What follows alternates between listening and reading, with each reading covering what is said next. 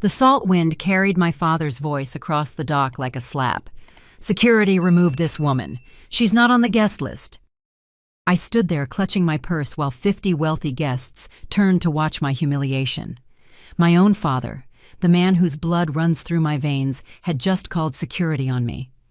My sister Amelia stepped forward, our mother's pearl necklace glittering at her throat, the necklace I was never allowed to touch. "Did you really think you belonged here, Monica?" She laughed. "I personally crossed your name off the list. The maid is taking your spot. At least she's useful." My stepmother smirked from behind her champagne glass. My father wouldn't even look at me. 32 years of being told I was worthless. 32 years of being the family's shame. They thought this was my final humiliation. They had no idea. Because when the captain descended from that $5 million yacht, he didn't look at my father. He didn't acknowledge my sister. He walked straight to me, removed his hat, and bowed. "Welcome aboard, Madam Owner. We've been expecting you." The silence that followed, absolutely delicious. You see, my family had been living a lie for 14 years, and the truth they buried with my mother. It was about to resurrect itself in the most spectacular way possible. This is the story of how my father tried to erase me, and how I discovered that my weak, helpless mother had secretly made me the heir to everything. Every satisfying, every satisfying twist you're hoping for. It's coming. Stay with me. My name is Monica Campbell. I'm 32 years old, and I work as a financial analyst at a mid-sized investment firm in Boston. For 14 years, I've built my life from nothing, no family support, no inheritance, no safety net. Everything I have, I earned with my own hands. But today, standing at this marina in Newport, I'm not here as a successful professional. I'm here as the daughter who was thrown away. The invitation had arrived 3 weeks ago, a formal card cream-colored with gold embossing announcing the Campbell family's annual summer yacht celebration. My name was printed at the bottom in elegant script. After 14 years of silence, I thought perhaps something had changed. Perhaps my father had softened with age. Perhaps my sister had grown beyond the petty cruelty of her teenage years. I should have known better. The Newport Marina gleamed under the June sunshine, its docks lined with vessels worth more than most people earn in a lifetime. Wealthy families strolled past in linen suits and designer sundresses, their laughter floating on the salt breeze. I had dressed carefully for this occasion, a modest navy dress, simple pearl earrings I'd bought for myself years ago, sensible heels that wouldn't catch in the dock planks. I wanted to look respectable. I wanted to belong. The yacht sat at the end of the main pier, its white hull gleaming like a palace on water. Even from a distance, I could see the name painted in elegant letters, the Eleanor, my mother's name. The sight of it made my chest tighten with an emotion I couldn't quite identify. Grief, perhaps, or longing for a woman I barely had time to know. I was halfway down the pier when I saw him. My father stood at the base of the gangway like a sentry, his silver hair impeccable, his navy blazer crisp despite the humidity. Beside him, my stepmother adjusted her oversized sunglasses with manicured fingers. And there was Amelia, my younger sister, her blonde hair cascading over shoulders that were draped in silk. I slowed my steps. Something felt wrong. The way they were positioned, the way their eyes tracked my approach, this wasn't a welcoming party. This was an ambush. "Monica." My father's voice carried across the remaining distance, sharp enough to make nearby guests turn their heads. "I don't know why you're here, but you need to leave." I stopped walking. The words hit me like a physical blow, though some part of me had been bracing for exactly this. I received an invitation. It had my name on it. A clerical error. He didn't even blink. One that has been corrected. Amelia stepped forward, and that's when I saw it, the necklace resting against her collarbone. My mother's pearls. The strand that had been in our family for 3 generations, the one piece of jewelry my mother had specifically mentioned wanting me to have. I remembered the way she used to let me touch them when I was small, the cool smoothness of each bead against my fingertips. "Beautiful, isn't it?" Amelia caught me staring. She lifted the pearls with one finger, letting them catch the light. Mother would have wanted me to have them. I was always her favorite after all. The lie burned in my throat, but I swallowed it down. I had learned long ago that arguing with Amelia only made things worse. "I just want to attend the family gathering." I hated how small my voice sounded. "I'm not asking for anything else, just a few hours." My father's expression hardened into something I recognized from childhood, that particular combination of disgust and dismissal that had haunted my earliest memories. "You lack the class to board this yacht, Monica. You always have. Some things cannot be taught." A woman nearby gasped softly. I became aware of the audience we had attracted, a dozen guests frozen in place, watching this family drama unfold like a scene from a soap opera. Their pity was worse than their judgment. I could feel it pressing against my skin, suffocating me. "The guest list has been finalized," my stepmother added, her voice dripping with false sweetness. "Your spot has been given to Maria. She's been with our family for 15 years after all. She's earned her place." Maria, the housekeeper. They had replaced me with the household staff. Amelia laughed a bright, cruel sound. "Go home, Monica. There's nothing for you here. There never was." I stood frozen on that dock, the sun beating down on my shoulders, surrounded by strangers who would go home tonight and tell stories about the poor woman who was publicly rejected by her own family. I thought about turning around. I thought about walking away with whatever dignity I could salvage. But something held me in place. Maybe it was the memory of my mother's voice, soft and urgent in those final days before she died. Maybe it was 14 years of rebuilding myself from ashes. Or maybe it was simply that I was tired, bone-deep exhausted of being treated like I was worthless. "I'm not leaving." The words came out steadier than I expected. My father's face reddened. He opened his mouth to respond, but before he could speak, a new voice cut through the tension. "Madam Campbell." Everyone turned. A man in a captain's uniform was descending the gangway, his white hat tucked respectfully under his arm. He was perhaps 60, with weathered features that spoke of decades at sea, and he walked with the quiet authority of someone who commanded respect without demanding it. He walked past my father without a glance, past my stepmother, past Amelia with her stolen pearls. He stopped directly in front of me and inclined his head in a gesture of unmistakable deference. "Madam Campbell," he repeated. "I am Captain Edward Shaw. I've been waiting for you." "What is the meaning of this?" My father's voice cracked with outrage. "I am Richard Campbell. I chartered this vessel." The captain turned slowly, and when he spoke, his words carried the weight of absolute certainty. "With respect, sir, you did not charter this vessel. You were permitted to use it for today's event as a courtesy. This yacht belongs to the Campbell Family Trust, which was established 21 years ago."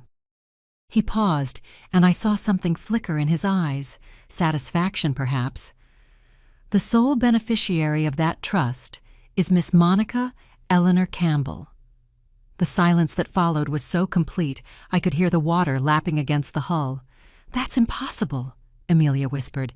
"That's absolutely impossible." But the captain had already turned back to me, extending his hand toward the gangway with a formal bow. "Please step aboard, Madam Owner. Everything has been prepared according to your mother's instructions." I couldn't feel my legs as I walked up the gangway. The polished wood beneath my feet, the gleaming brass railings, the pristine white deck, none of it seemed real.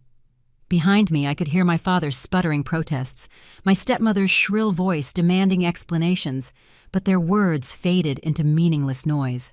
The captain walked beside me with measured steps, his presence steady and reassuring, as if he had rehearsed this moment 1,000 times. Perhaps he had. "This way, Madam Campbell." He gestured toward a door marked "Private" in elegant gold lettering.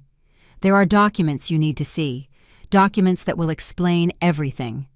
I followed him through a corridor lined with mahogany panels and original artwork past a lounge area that could have graced the pages of an architectural magazine. The yacht was even more magnificent inside than out crystal chandeliers, leather furnishings, floors so polished they reflected the light like mirrors. This vessel was worth millions, and according to the captain, it belonged to me. The control room was located on the upper deck, a space filled with navigation equipment and monitors, but also furnished with a desk, leather chairs, and a wall safe that the captain approached with a key from his pocket. My family had followed us aboard.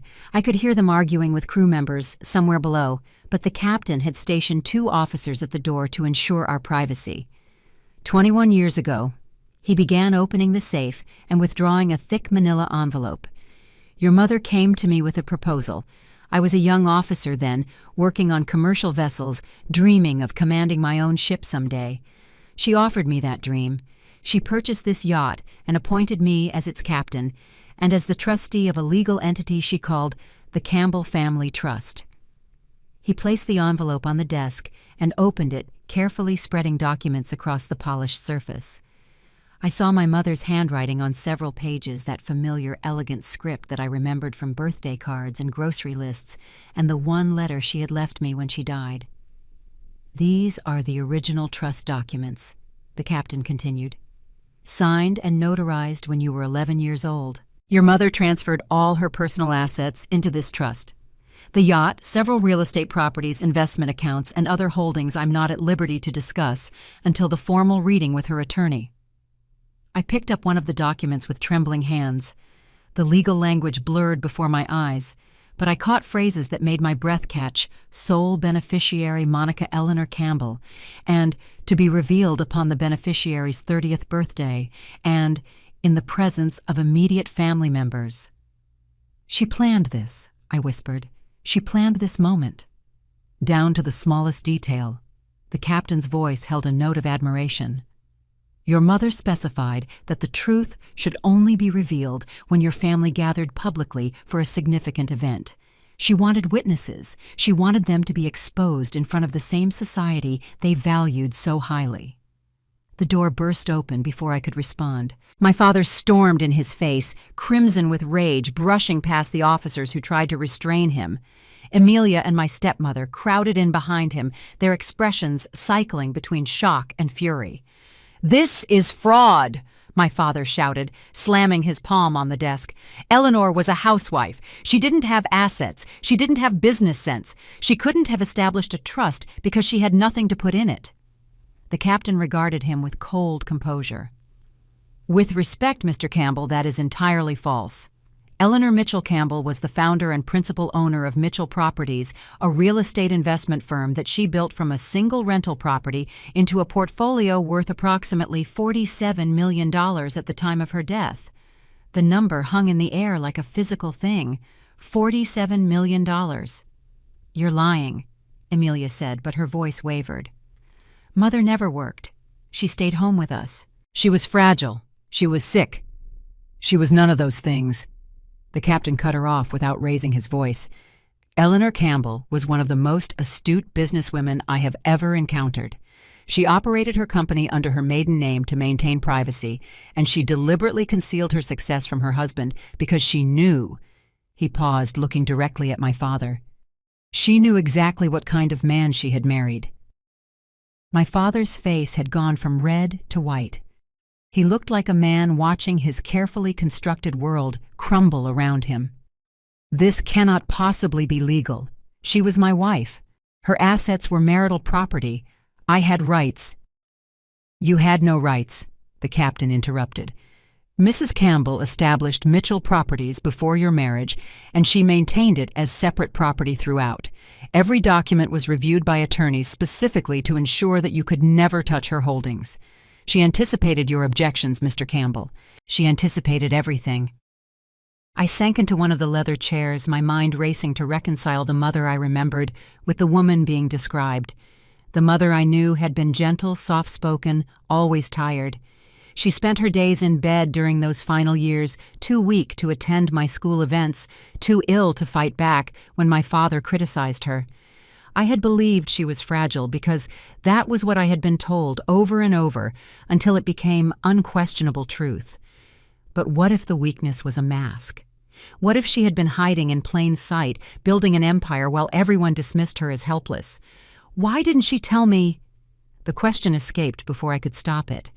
If she had all of this, why did she let him treat her that way? Why did she let him treat me that way? The captain's expression softened. "That answer is in a letter she left for you. I'm not permitted to share its contents. Those were her instructions. But I can tell you this, everything she did, every decision she made was designed to protect you. She knew she was dying and she knew what would happen to you after she was gone. This trust was her way of ensuring that when you were old enough and strong enough, you would have the resources to claim your rightful place." "Who told her about this?" My father's scream shattered the moment. His eyes darted wildly between the captain and me, his composure completely gone. "Someone in this family is a traitor. Someone has been planning this behind my back." My father's accusation echoed off the mahogany walls, but I barely heard him. His words, "traitor planning behind my back," seemed to come from very far away, as if I were underwater and he were shouting from the surface. My mind had traveled somewhere else, entirely pulled backward through time to a childhood I had spent years trying to forget. I was 7 years old the first time my father told me I made my mother sad. We were sitting at the dinner table, one of those rare occasions when our family ate together, and my mother had excused herself early, pressing her hand to her temple as she retreated to her bedroom. I had asked if she was okay if I could bring her some water, and my father had fixed me with that cold stare I would come to know so well. "She's sad because of you, Monica. She was fine before you came along. You exhaust her with your neediness." I was 7. I didn't know how to process such cruelty from the person who was supposed to protect me. So I absorbed it. I internalized it. I began to believe that my very existence was a burden, that my mother's frequent retreats to her room were somehow my fault, that if I could just be better, quieter, less present, perhaps she would feel well again. The accusations multiplied as I grew older. When my mother's health declined, I was told I had caused her illness through the stress of my difficult personality. When she stopped attending my school plays and parent-teacher conferences, I was told she couldn't bear to be seen with a daughter who brought such shame to the family. When she spent weeks at a time barely leaving her bedroom, I was told it was because looking at me reminded her of everything that had gone wrong in her life. I believed every word. Why wouldn't children trust their parents to tell them the truth? Children don't have the framework to recognize psychological warfare disguised as paternal guidance. Meanwhile, Amelia flourished under a completely different set of rules. She was 3 years younger than me, and from the moment she could walk, she was treated like visiting royalty. When Amelia broke a vase, it was an accident that could happen to anyone. When I broke a glass, it was evidence of my carelessness and disrespect. When Amelia brought home mediocre grades, she was praised for her effort. When I brought home honors, I was asked why I hadn't done better. I used to hate my sister for it. I spent my teenage years seething with resentment every time I watched her receive the affection and approval I craved. But standing here now, watching her face cycle through confusion and fear as her world collapsed, I felt something unexpected pity. Amelia hadn't been born cruel. She had been manufactured. Our father had spent years poisoning her mind against me, teaching her that I was the source of our family's problems, that I was competition to be eliminated, rather than a sister to be loved. He had given her everything while giving me nothing, then stood back and watched as the natural resentment bloomed exactly as he intended. We were both his victims. I was simply old enough now to see the manipulation for what it was. "You're lying," Amelia whispered, but she was looking at our father rather than the captain. "You told me Mother had nothing. You told me she was dependent on you for everything. You told me—" She stopped, her throat working as if the words had turned to stones. "Amelia." Our father's voice carried a warning note I recognized from childhood. It was the tone that said, "Stop talking before you say something you'll regret." But my attention had drifted again, caught by another memory that surfaced like a bubble rising through dark water. I was perhaps 10 years old, sitting in our living room with a coloring book, while my mother entertained a visitor in the adjacent parlor. The woman was elegant, silver-haired, even then with sharp eyes that seemed to take in everything. I remembered peeking around the doorframe, curious about this stranger who made my mother smile in a way she rarely did anymore. The woman had caught me watching. Instead of the irritation I expected from adults who found children underfoot, she had looked at me with an expression I couldn't name at the time. Now, with the perspective of age, I could identify it: compassion, deep, knowing compassion, as if she understood exactly what my life was like and grieved for me. My mother had introduced her as Mrs. Hawthorne, a business associate, she had said, which made no sense to me then because I believed my mother had no business. The visit was brief, perhaps an hour, and I never saw Mrs. Hawthorne again. But I never forgot the way she had looked at me like she was making a silent promise. Had she known, even then had Mrs. Hawthorne been aware of my mother's secret empire, of the trust being established, of the elaborate plans being laid for my protection? The thought made my head spin. How many people had been watching over me without my knowledge while I stumbled through life, believing I was utterly alone, Madam Campbell? The captain's voice pulled me back to the present. I believe you should have this. He was holding something out to me, a velvet box, aged but well preserved. Your mother left specific instructions that this be given to you today. I opened the box with unsteady hands. Inside, resting on faded silk, was a necklace. Not the pearls Amelia was wearing; those had belonged to our grandmother. This was something different. A delicate gold chain with a pendant in the shape of a small oval locket. I lifted it carefully, feeling its weight, and something shifted inside it. That was your mother's most treasured possession, the captain said. She wore it every day until she became too ill to leave her bed. I examined the locket more closely, running my thumb over its surface. There was a seam along one edge, almost invisible, suggesting the oval could be opened. But there was more, a second seam, even more subtle on the back. A hidden compartment within a hidden compartment. Something was concealed inside this locket.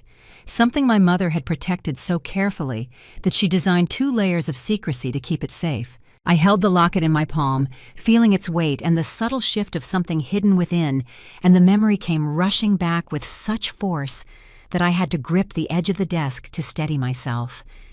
The night I left home, the night my father made it clear that I was not merely unwanted, but actively despised. I had buried that memory deep, but standing here surrounded by evidence of my mother's secret life, it demanded to be remembered. My 18th birthday had fallen on a Thursday in late September. I remember because I had been looking forward to the weekend when I planned to visit the community college campus and pick up enrollment forms. I had saved enough money from my part-time job at the grocery store to afford 1 or 2 classes, and I had dreams, modest dreams perhaps, but they were mine, of slowly building toward a degree, toward a life that didn't depend on my father's approval. He summoned me to his study that evening.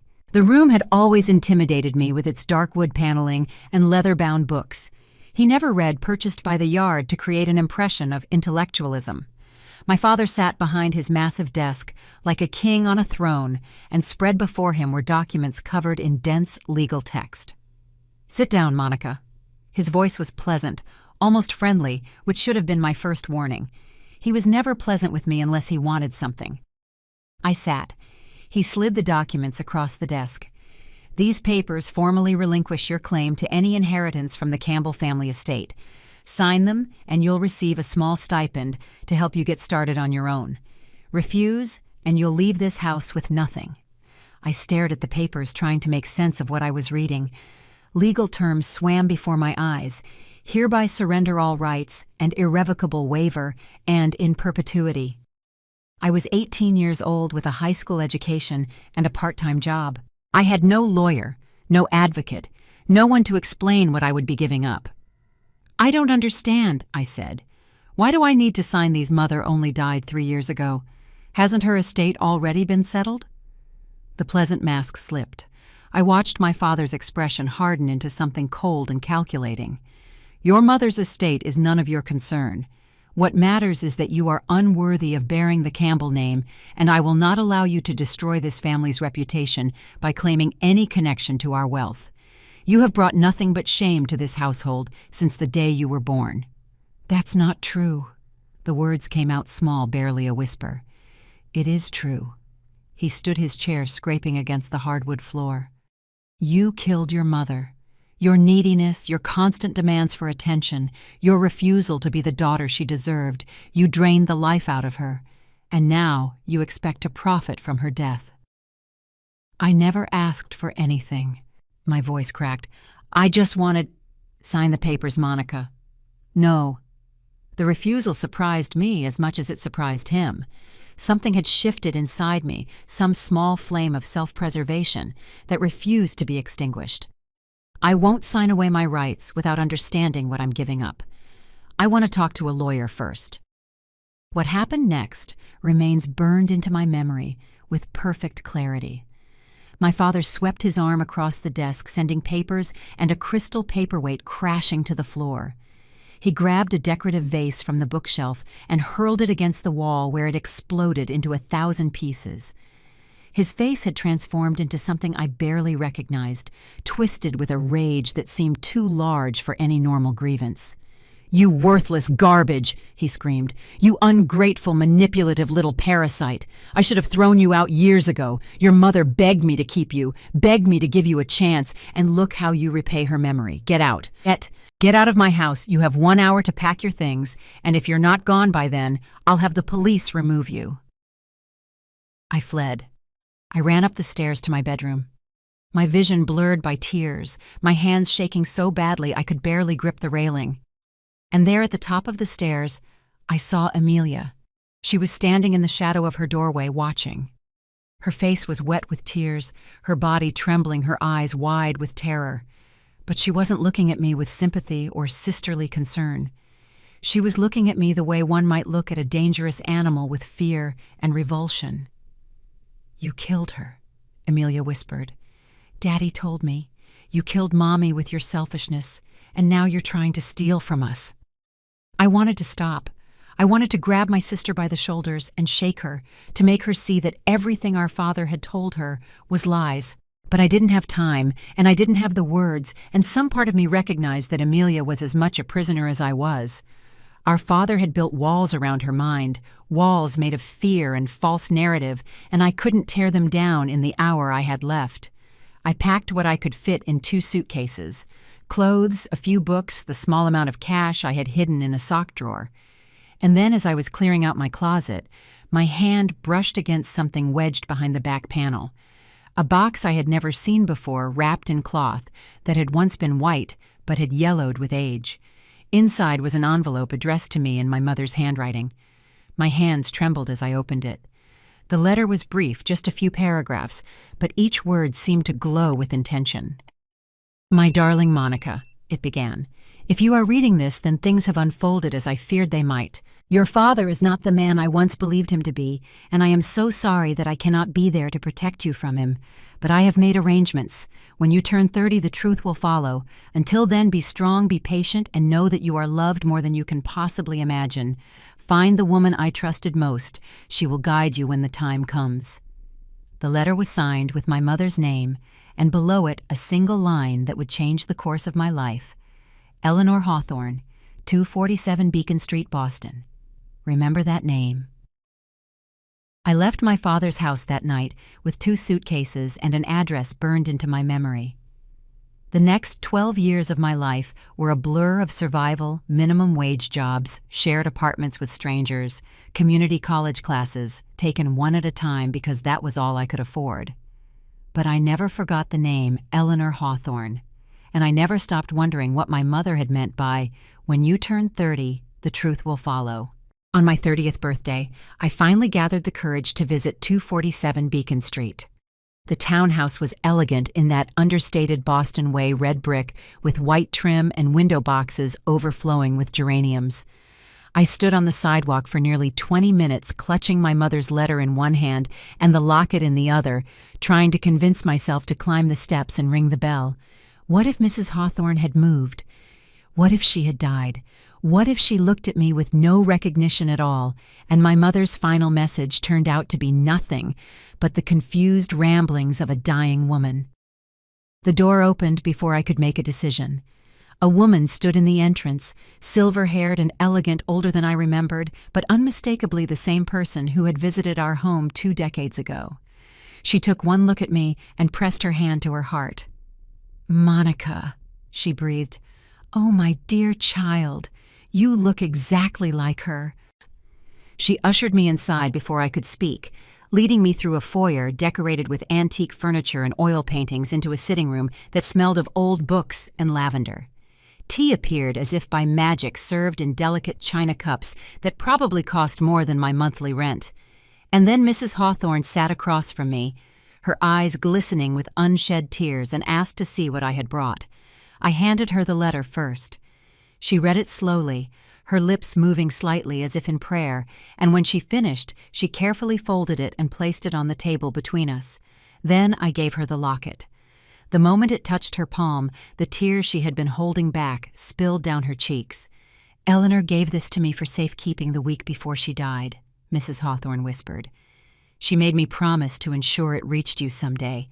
I had the captain hold it until the right moment." She looked up at me with an expression of profound grief. "Your mother was my dearest friend in this world, Monica, the closest thing I ever had to a sister, and watching what happened to her, watching what your father and others did to destroy her, was the most painful experience of my life. I don't understand." My voice came out hoarse. "My mother was sick. She was weak. She couldn't even get out of bed most days." "Your mother was none of those things." Mrs. Hawthorne's voice hardened. "Eleanor Mitchell was one of the most brilliant businesswomen Boston has ever produced. She built Mitchell Properties from nothing, from a single duplex she purchased with money she saved working as a secretary into a real estate empire worth tens of millions of dollars. She was fierce and brilliant and strategic. She was anything but weak." The words didn't make sense. They couldn't make sense. The mother I remembered had been fragile, fading, always tired.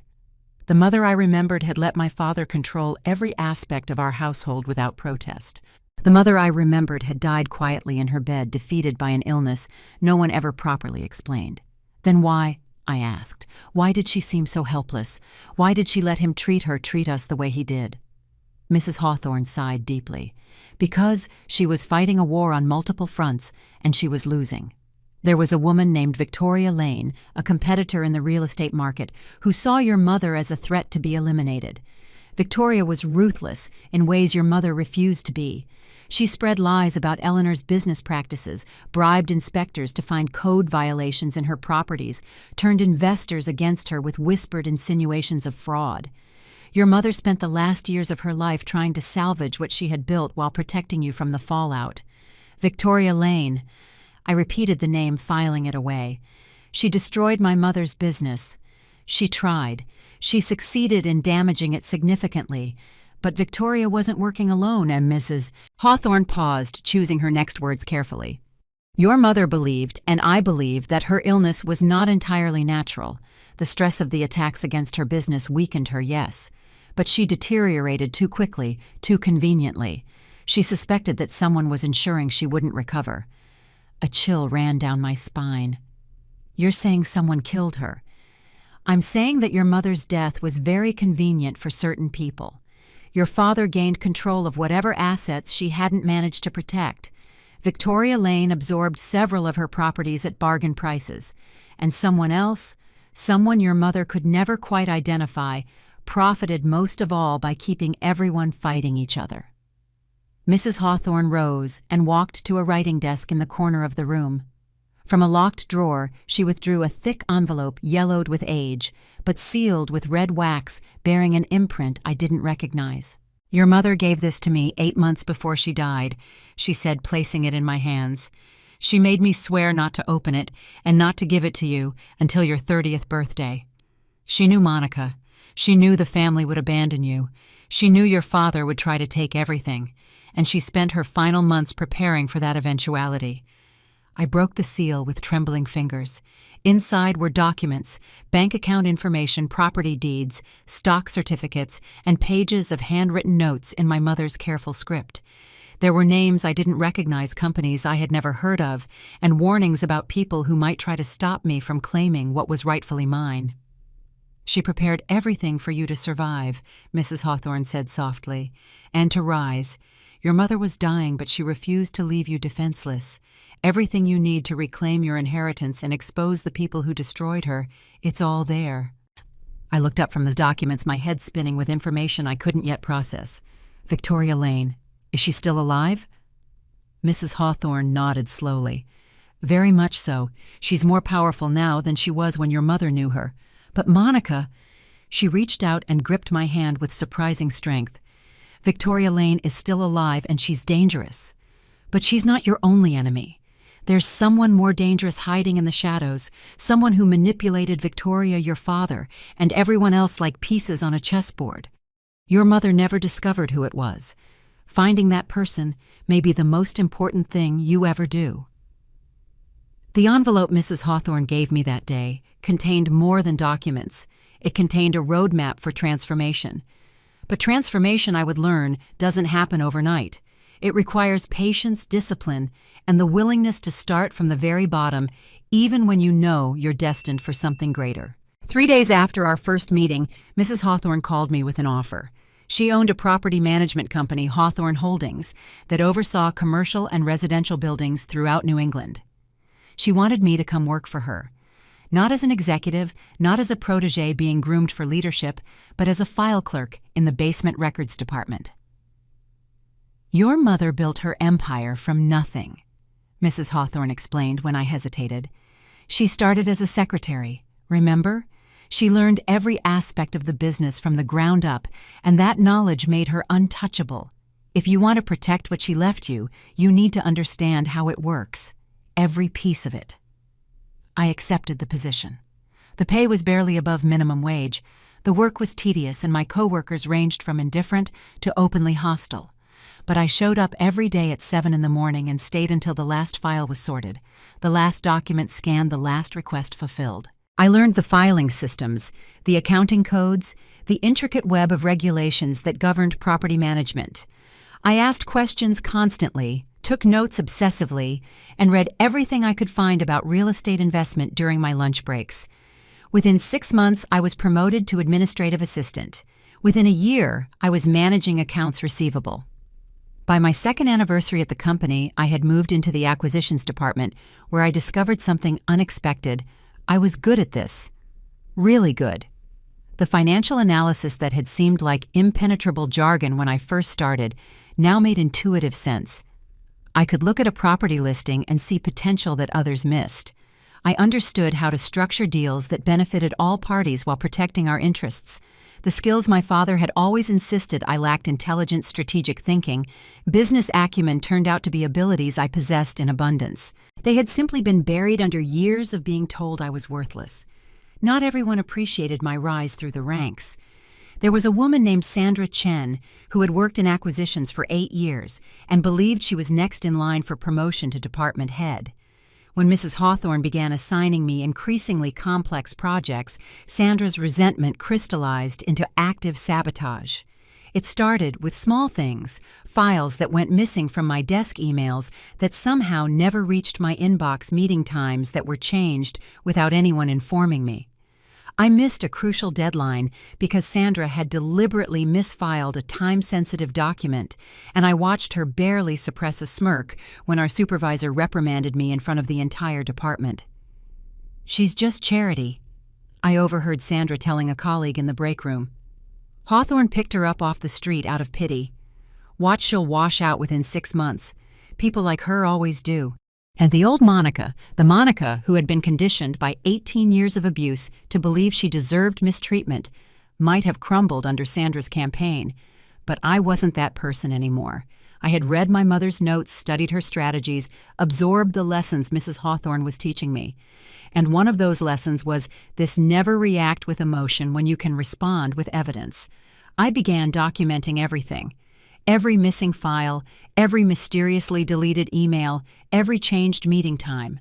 I kept copies of all my work in a personal archive, so when documents disappeared, I could produce them instantly. I arrived at meetings early and confirmed all appointments in writing. When Sandra made subtle insinuations about my competence in team discussions, I responded with data, detailed analyses, comprehensive reports, projections that proved accurate down to the decimal point. The confrontation, when it came, was almost anticlimactic. Mrs. Hawthorne called Sandra into her office one afternoon and presented her with a folder containing 6 months of documented sabotage. Sandra was terminated that same day. I never said a word to her, never gloated, never acknowledged her existence as she cleaned out her desk. I simply continued doing my job better than anyone expected, better than I had ever believed I could. That evening, Mrs. Hawthorne invited me to her home for dinner. We sat in the same parlor where she had first revealed my mother's secrets, but this time the conversation was different. She looked at me with something that might have been pride. "You handled Sandra exactly the way your mother would have," she said. "Eleanor never wasted energy on petty revenge. She understood that the best way to defeat an enemy is to succeed so completely that their attacks become irrelevant. You've learned that lesson faster than I expected." "I had good teachers," I replied. "My mother and you, Miss Hawthorne smiled, but there was a sadness in her eyes. "You've proven yourself, Monica. In 2 years, you've gone from filing documents in a basement to managing million-dollar acquisitions. Your instincts are sharp, your work ethic is impeccable, and you don't crack under pressure. You're ready." "Ready for what?" She reached into a drawer and withdrew another envelope thicker than the first one she had given me, sealed with the same red wax. "Ready to learn the full scope of what your mother left you. The yacht, the properties, the investment accounts, those are just the beginning. Eleanor's empire was vast, Monica. She spent years hiding it, protecting it, ensuring that no one could take it from you. But an inheritance of that size comes with enemies, people who will stop at nothing to seize what's yours." I took the envelope, but didn't open it. "The training," I said slowly, understanding dawning. "The years of working my way up. It wasn't just about learning the business. No, it was about survival." Mrs. Hawthorne leaned forward, her expression grave. "Your father, Victoria Lane, whoever was pulling the strings behind your mother's destruction, they're all still out there. They'll come for you the moment they realize you've claimed your inheritance. And if you're not strong enough to fight them, they'll destroy you the same way they destroyed Eleanor." The weight of her words settled over me like a shroud. This wasn't just about money or property. This was about a battle that had been raging since before I was born, a war I had inherited along with my mother's fortune. "Before you inherit anything," Mrs. Hawthorne continued, "you must learn who truly destroyed your mother. Victoria Lane played her part, but she was never the mastermind. Someone else orchestrated everything, and Monica, they're still watching you." The envelope Mrs. Hawthorne handed me that evening contained a key to a safety deposit box at a bank I had never heard of. The next morning we drove together to a nondescript building in the financial district, passed through 3 levels of security, and descended into a vault that felt more like a bunker than a banking facility. What I found inside that steel-lined room changed everything I thought I knew about my mother and the life she had secretly built. Spread across a polished conference table were documents that mapped an empire. Mrs. Hawthorne guided me through them one by one, her voice steady but tinged with awe, as if even she hadn't fully appreciated the scope of what Eleanor Mitchell Campbell had created. There were real estate holdings across 6 states, apartment complexes, commercial buildings, undeveloped land in areas that had since become prime locations. There were shares in investment firms that had grown exponentially since my mother's death, their dividends quietly accumulating in accounts I never knew existed. There were trust funds established in my name before I turned 5, structured so intricately that no one without the proper documentation could even prove they existed, let alone access them. And then there were the Swiss accounts. Your mother opened these during a business trip to Geneva when you were 3 years old, Mrs. Hawthorne explained, pointing to a series of account numbers written in my mother's careful hand. She never told anyone about them.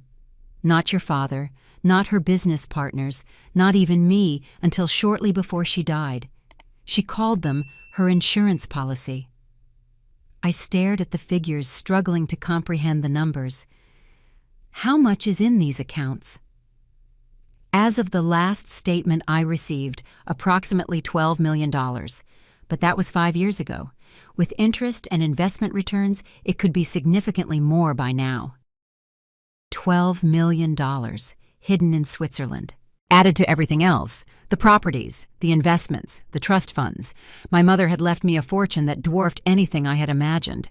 She hadn't just been wealthy, she had been extraordinarily, strategically, almost incomprehensibly rich. Why didn't anyone know about this? I asked. If she had this much money, how did she keep it hidden? Mrs. Hawthorne smiled grimly. Because your mother was a genius, Monica. Not just at making money, but at protecting it. She understood that wealth attracts predators, and she built her empire with layers of corporations, trusts, and holding companies that made it nearly impossible to trace. Even your father, with all his lawyers and accountants, could only see a fraction of what she truly owned. She pulled out another document, a legal filing from 18 years ago, yellowed with age, but still bearing the official stamps of a Boston court. This is what happened when your father tried to take control after your mother became ill. He filed a petition claiming that she was mentally incompetent and that he should be appointed conservator of her estate. I scanned the document, my stomach turning. The language was clinical, almost cruel, describing my mother as incapable of managing her own affairs and a danger to her own financial well-being. My father's signature was at the bottom, bold and confident, as if he had been certain of his victory. The petition was denied. Mrs. Hawthorne continued. Your mother had anticipated this move years earlier. She had established independent medical evaluations, created ironclad documentation of her mental competence, and structured her assets so that even if a court declared her incapacitated, your father could never touch the core of her wealth. He was humiliated, publicly forced to withdraw his petition when her lawyers presented evidence that he had been lying about her condition. The pieces were finally falling into place. My father's rage toward me, his relentless cruelty, his determination to drive me from the family, none of it had been about me at all. It had been about her, about the woman who had outsmarted him, protected her fortune from his grasping hands, and ensured that her daughter would inherit everything he had tried to steal. He hated me because he couldn't hate her anymore, I said slowly. She was gone, so he transferred everything onto me. You were Eleanor's greatest triumph, Mrs. Hawthorne confirmed. The child she fought to protect, the heir to the fortune he could never touch. Every time he looked at you, he saw his own failure, and he punished you for it. The revelation should have brought me peace, finally understanding that my father's abuse was never about my inadequacy, but about his own frustrated greed. Instead, I felt a cold fury building in my chest. He had made my life a misery because he couldn't accept being outsmarted by his own wife, Mrs. Hawthorne spread another set of documents across the table. These were different, not my mother's careful records, but legal filings, corporate transfers, property sales that had occurred after her death. Not everything survived, she said quietly. Victoria Lane and her associates moved quickly once your mother was gone. They acquired several of her properties at prices far below market value, using shell companies to hide their involvement. They exploited legal loopholes, bribed officials, and in some cases simply forged documents to claim assets that should have been protected. How much did they take? Conservatively, between $8 and $10 million worth of property.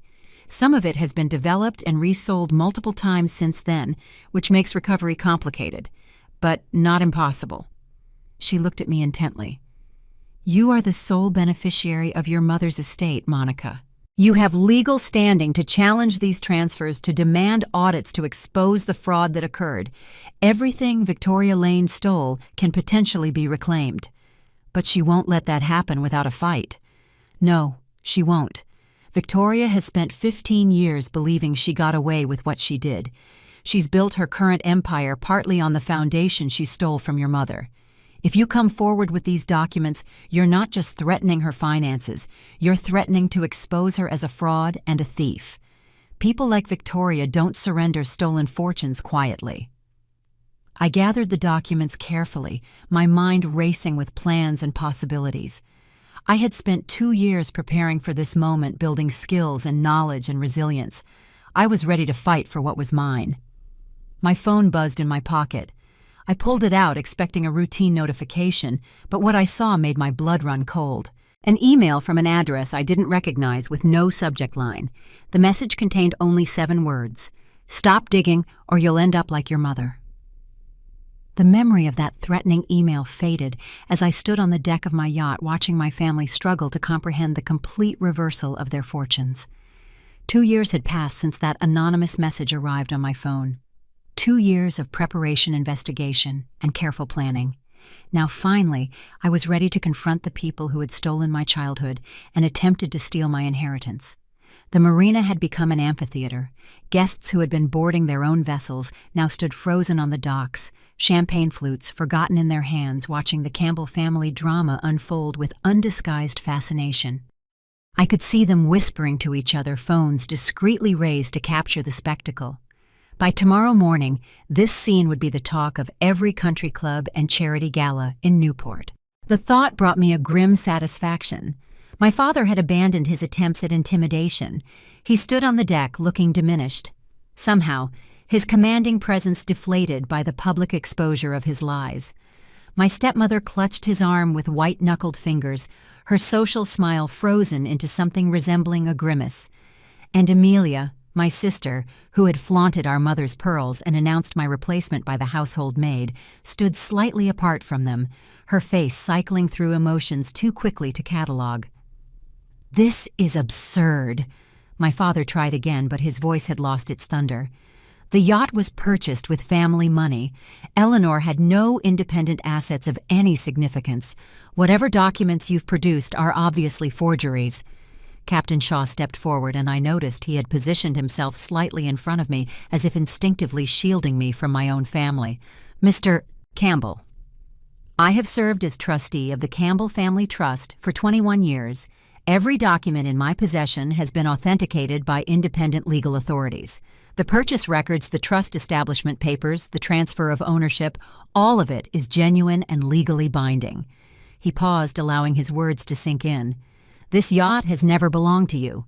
You have been permitted to use it as a courtesy, extended by Mrs. Eleanor Campbell before her death, and continued by me in accordance with her wishes until Miss Monica reached the age of 30. The watching crowd murmured with barely concealed delight.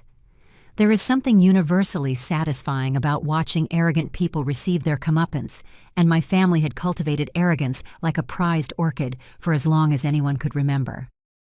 "Monica!" My stepmother's voice had shifted from its usual condescension to something approaching desperation.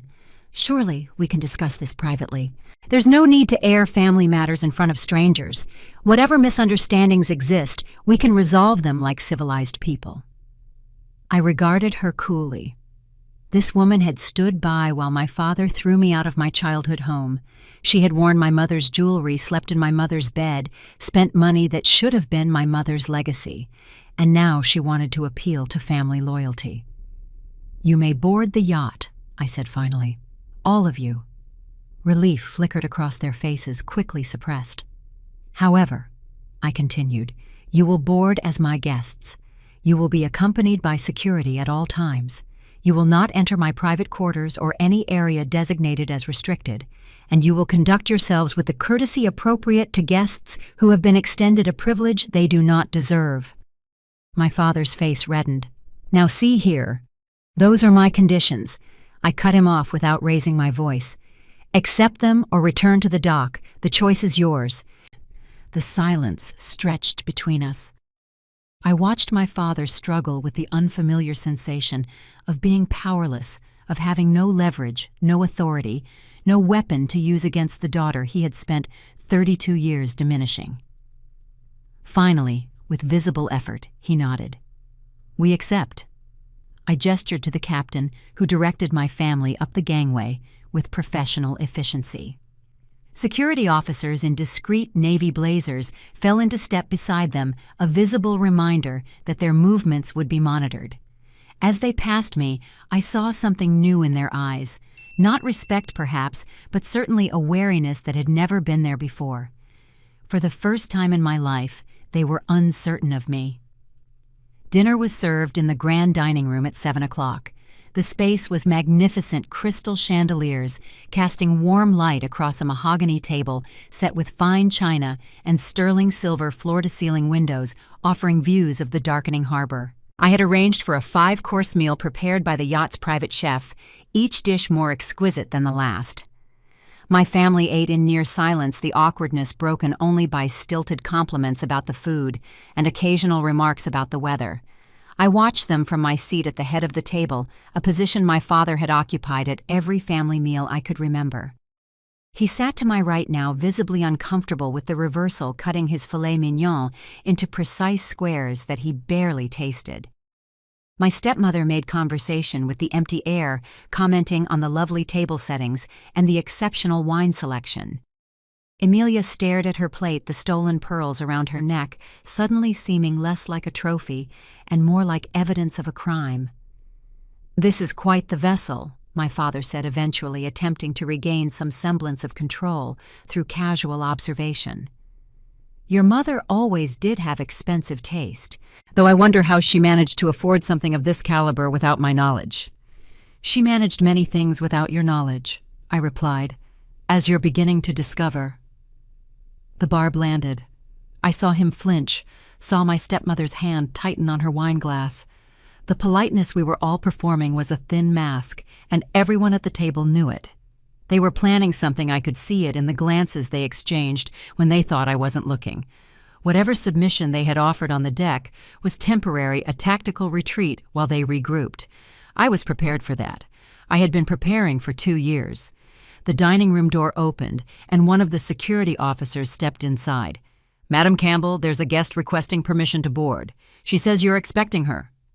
Before I could respond, a figure appeared in the doorway behind him. She was perhaps 65, elegantly dressed in a cream-colored suit with silver hair swept back from a face that radiated controlled power. Her eyes swept the room, taking in my family with an expression of barely concealed contempt before settling on me. "Monica." Her voice carried the authority of someone accustomed to being obeyed. "I believe it's time we had a proper conversation." I watched my family's reaction. My father had gone pale. My stepmother looked as if she might faint. And Emilia was staring at the woman with an expression of pure terror, as if she had seen a ghost. I rose from my seat as the woman entered, but before I could speak, another figure stepped into the dining room behind her. He was a man in his late 60s, tall and distinguished, wearing a charcoal suit that spoke of old money and older traditions. He carried a leather briefcase that looked as if it had seen decades of courtrooms and confidential meetings. His eyes, sharp and assessing, moved across the table before settling on my father with an expression I could only describe as professional disgust. "Monica Campbell," he said, extending his hand. "I'm Harrison Moore. I was your mother's personal attorney for 15 years, and I've been waiting a very long time to meet you." My father made a sound something between a gasp and a groan and gripped the edge of the table as if the room had suddenly tilted beneath him. My stepmother reached for him instinctively, her face draining of color. Whatever composure they had managed to maintain through dinner evaporated in an instant. "Harrison," my father's voice came out strangled. "I thought you retired. I thought you moved to Florida." "I allowed you to believe that," Harrison replied coolly. "It served Eleanor's purposes for you to think I was no longer involved in her affairs, but I made a promise to her before she died, and I intend to keep it." He turned back to me, his expression softening slightly.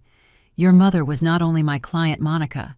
She was one of the most remarkable women I've ever known. Protecting her legacy and protecting you has been my primary occupation for the past 14 years. He set his briefcase on the table and opened it with practiced efficiency. Inside were files folders and several items that looked like portable hard drives. He withdrew a thick manila envelope, its seal unbroken, and placed it before me. "Eleanor gave me this 6 months before she passed. She made me swear not to open it, not to deliver it until you were ready, until you had proven yourself capable of handling what it contains." He glanced at Captain Shaw and the elegant woman who had arrived first. I noticed now that she had taken a seat near the window, watching the proceedings with quiet intensity. "The captain tells me you've spent the past 2 years building your skills and learning the business. Mrs. Hawthorne confirms that you've exceeded every expectation. It's time." I broke the seal with steady hands, though my heart was pounding. Inside were documents, dozens of them, along with photographs, handwritten letters, and several USB drives labeled with dates spanning the final 3 years of my mother's life. "What you're holding," Harrison continued, "is a comprehensive record of the financial crimes committed against your mother's estate. transaction records showing unauthorized transfers from her accounts, correspondence proving that certain parties knew exactly what they were doing, and video recordings of meetings where Eleanor explicitly stated that her husband was illegally accessing her assets. I pulled out one of the documents, a bank transfer authorization dated 2 months before my mother's death. The signature at the bottom was unmistakably my father's handwriting, but the account it referenced was one of my mother's personal holdings. Below it was a notarized statement from a handwriting expert confirming that the authorization signature had been forged. "This isn't possible," my father said, but his voice was weak. "Eleanor gave me power of attorney. I had every right to manage her affairs when she became incapacitated." Harrison's expression hardened. "Eleanor never granted you power of attorney, Richard. I have the original documents in my possession, and none of them bear your name. What you've been operating under for the past 14 years is a forgery, a rather good one, I'll admit, but a forgery nonetheless." He withdrew another file. "I also have evidence that you attempted to alter the terms of Monica's trust fund when she was 12 years old, redirecting the accumulated interest to an account in your name. The bank flagged the transaction as suspicious and refused to process it, but the attempt itself constitutes fraud." My father's face had gone from pale to gray. He looked like a man watching his life collapse in real time. Each document another brick removed from the foundation of lies he had built over 3 decades. "You can't prove any of this," my stepmother interjected, her voice shrill with desperation. "These documents could be fabricated. You have no witnesses." "Actually, I have several." Harrison's calm was devastating. "Including your husband's former assistant, who helped him prepare the forged power of attorney and has since agreed to testify in exchange for immunity. And there are the video recordings." He gestured to one of the USB drives. Eleanor was meticulous about documentation. She recorded multiple conversations in which Richard explicitly discussed his plans to seize control of her assets once she was gone. She knew what was coming, and she prepared accordingly. I looked at my father. This man who had called me worthless, who had blamed me for my mother's death, who had thrown me out of my home with nothing but 2 suitcases and a lifetime of trauma. He couldn't meet my eyes. Now that Monica has reached the age of majority and demonstrated her capability, Harrison continued, "I have a legal duty to protect her inheritance from any party attempting to seize or diminish it. That includes family members, that includes business rivals, and that includes—" He paused, choosing his words carefully. "A third party whose involvement I've detected in nearly every suspicious transaction surrounding Eleanor's estate." The room went very still. "What third party?" I asked. Harrison shook his head slowly. "That's what I haven't been able to determine. Someone was coordinating the attacks on your mother's business. Someone provided Richard with the contacts he needed to forge documents and manipulate accounts. Someone profited enormously from Eleanor's decline and death. Someone beyond Victoria Lane, beyond your father, beyond anyone whose name appears in these records." He looked at me with an expression that was almost apologetic. "Your mother suspected there was a puppet master behind everything, but she died before she could identify them. I've spent 14 years trying to finish what she started, and I'm closer now than I've ever been." The elegant woman by the window stirred, and I remembered that I still didn't know who she was or why my family had reacted to her with such fear. Harrison followed my gaze and nodded. "There's one more person coming tonight who you need to meet. Someone who knows the full truth about what happened to your mother and who has been waiting almost as long as I have to tell it." The words had barely left Harrison's mouth when the sound of engines cut through the evening air. Through the dining room windows, I watched a convoy of black vehicles pull onto the marina's private access road, 3 SUVs with tinted windows moving in perfect formation like a military escort. The dock workers stopped what they were doing to stare. Guests on neighboring yachts pressed against their railings for a better view. Even from this distance, I could sense the power radiating from that procession. "She's here," Harrison said quietly. There was something in his voice I hadn't heard before, not fear exactly, but a wariness that made me understand this new arrival was not someone to be underestimated.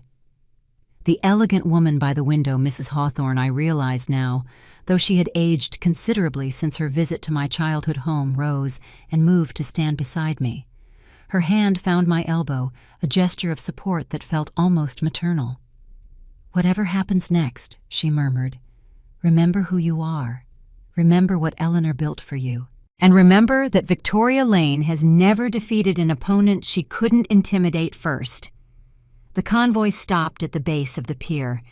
Security personnel emerged, first 6 of them, all in identical dark suits, all moving with the disciplined precision of former military. They scanned the area methodically before one of them opened the rear door of the middle vehicle. The woman who stepped out was striking in a way that transcended conventional beauty. She appeared to be in her mid-60s, with silver blonde hair swept into an immaculate chignon, and a face that had been carefully preserved through what I suspected was a combination of excellent genetics and expensive interventions. She wore a white silk blouse beneath a tailored black jacket, and diamonds glittered at her ears and throat, not ostentatiously large, but clearly worth more than most people earned in a year. Everything about her projected wealth, power, and absolute control. Victoria Lane had arrived. "Who is she?" I asked Harrison, though I already knew the answer. "Your mother's greatest rival," he replied, "and for a brief time her closest friend. Victoria and Eleanor came up together in the Boston real estate market. They were allies, once sharing information, collaborating on deals, supporting each other in an industry that wasn't kind to ambitious women. But that partnership ended badly." I watched Victoria stride down the pier, her security detail falling into step around her. Guests parted before her like water before the prow of a ship. No one attempted to greet her or engage her in conversation. They simply moved aside and stared. What happened between them? Victoria wanted to merge their companies. She proposed a partnership that would have created the largest real estate investment firm in New England. Eleanor refused. She didn't trust Victoria's methods. There were rumors of bribery, intimidation connections to people who operated outside the law. Eleanor believed that merging with Victoria would eventually destroy everything she had built. Harrison paused.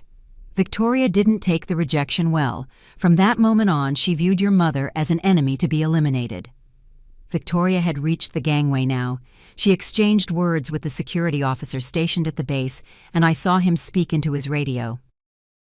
A moment later, Captain Shaw appeared at the dining room door.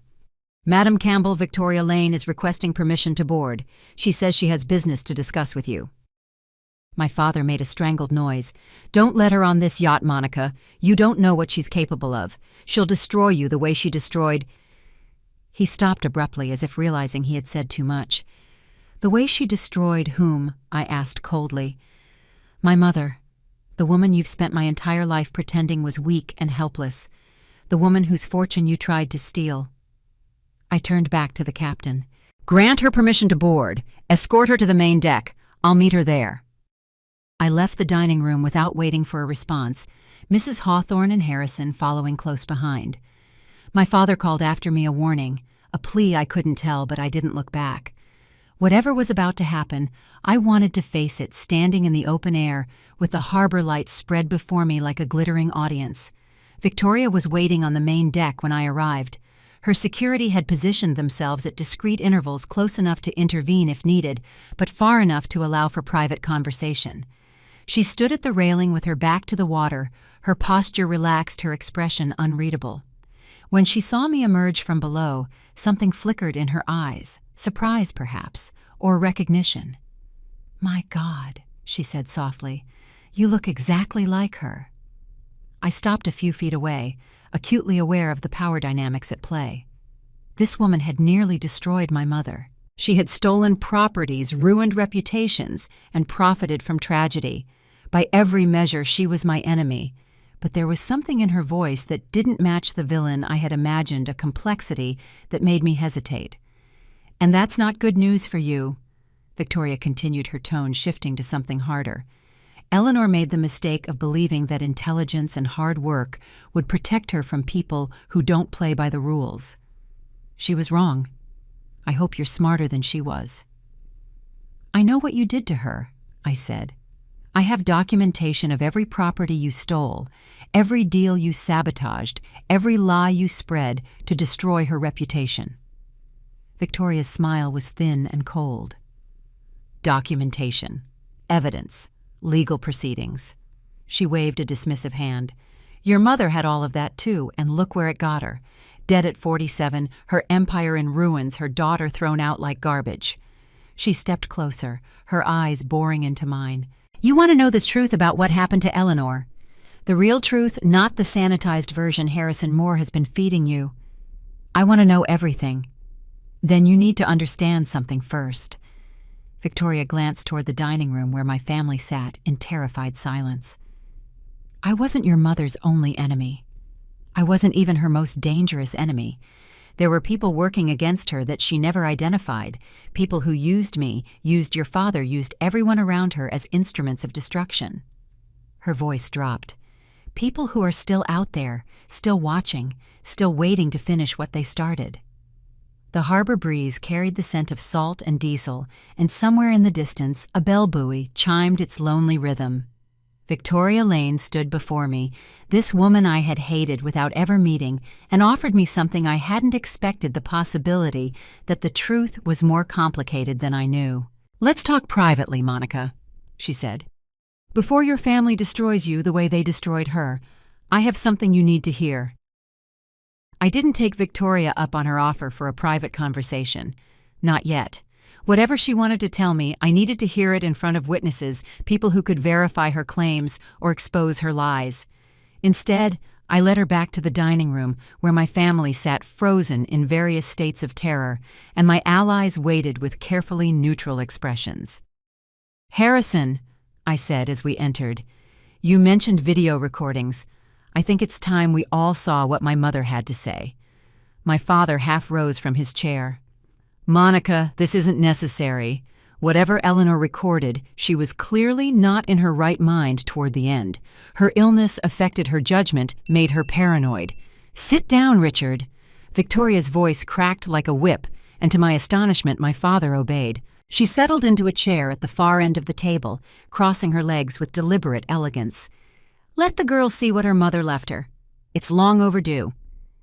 Harrison withdrew a laptop from his briefcase and connected one of the USB drives.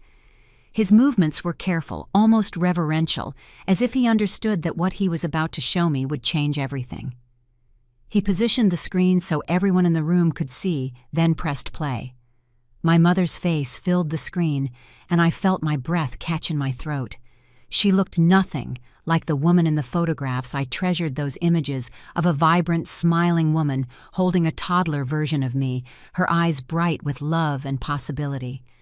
The woman in this video was gaunt, her cheekbones sharp beneath papery skin, her once lustrous hair thin and brittle. Dark circles ringed her eyes, and there was a tremor in her hands as she adjusted the camera. But it was her expression that devastated me most. Exhaustion layered over fear, layered over a desperate, burning determination. "My name is Eleanor Mitchell Campbell," she began, her voice hoarse but steady. "I am recording this on March 15th, and I believe I don't have much time left. If you're watching this, Monica, then Harrison has determined that you're ready to know the truth. I'm so sorry, my darling. I'm sorry I couldn't tell you myself. I'm sorry I couldn't protect you the way a mother should." She paused to cough a deep, rattling sound that seemed to shake her entire frame. When she continued, her eyes glistened with unshed tears.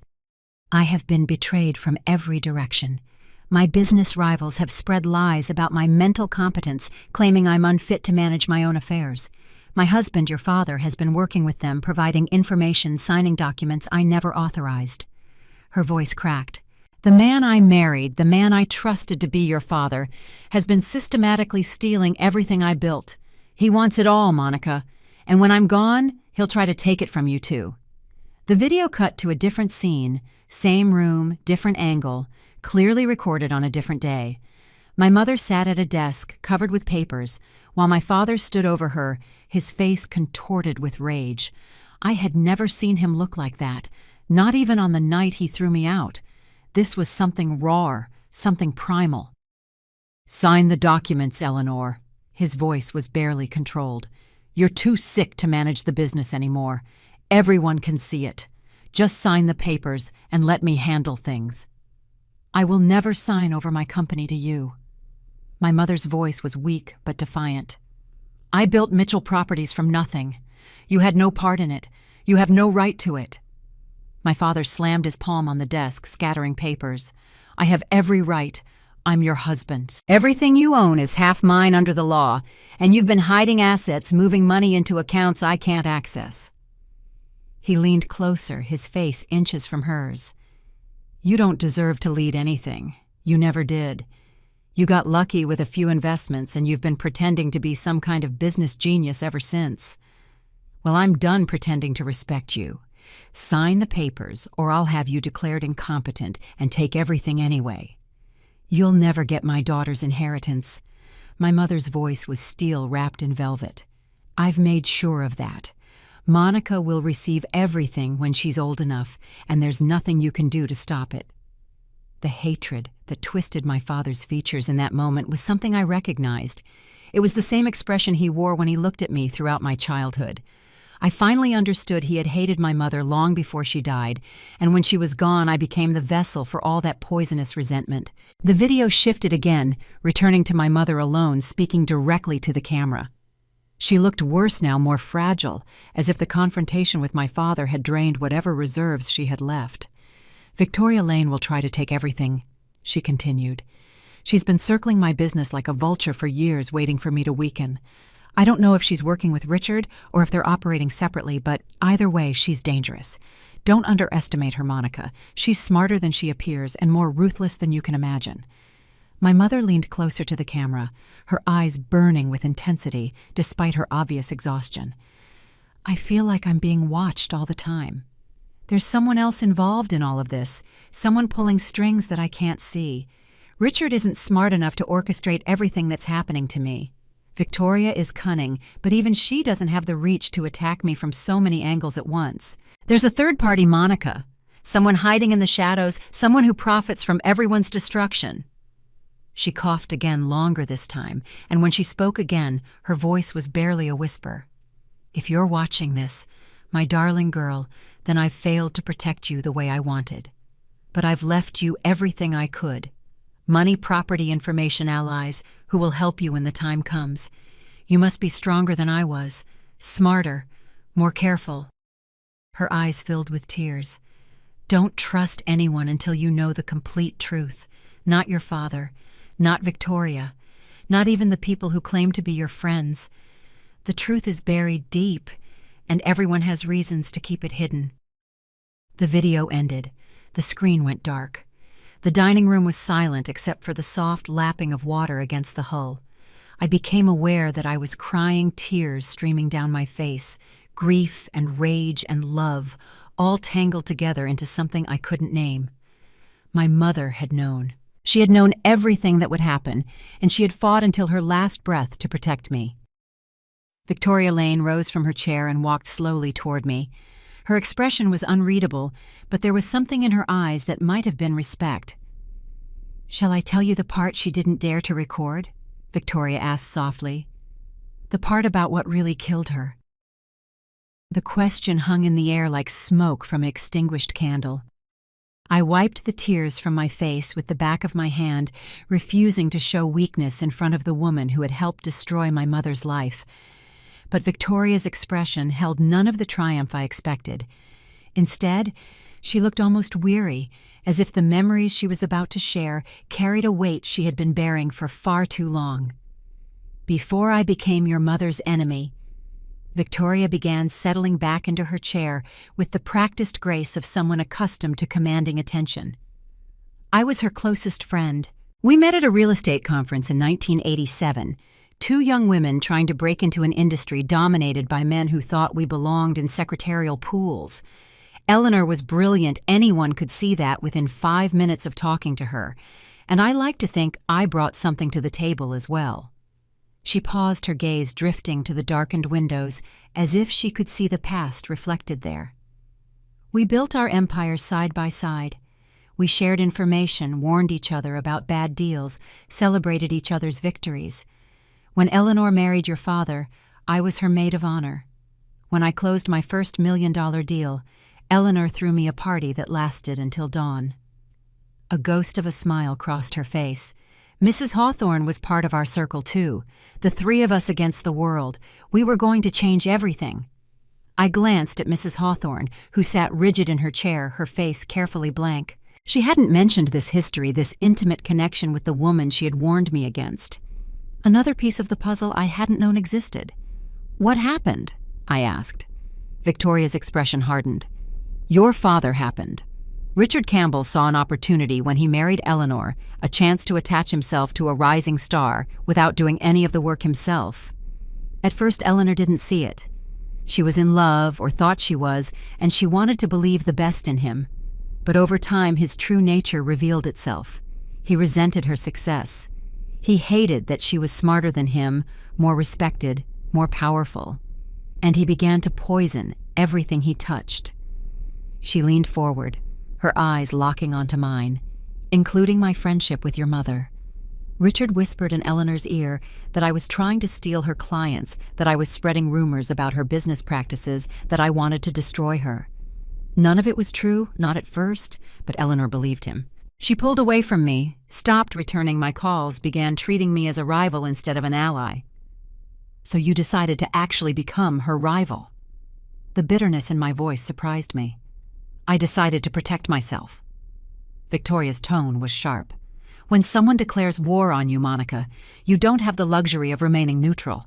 Your mother made decisions based on lies your father told her, and those decisions hurt people. My employees, my investors, families who depended on the projects she sabotaged. I fought back because I had to. You destroyed her reputation. You drove her out of the industry she helped build. I defended myself against attacks she launched first."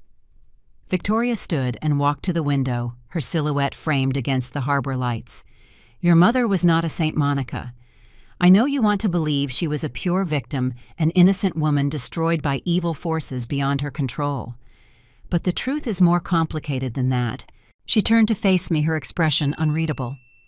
"Eleanor made ruthless decisions when she felt threatened. She bought properties out from under me using insider information. She spread rumors about my company's financial stability that nearly caused a bank run on my credit lines.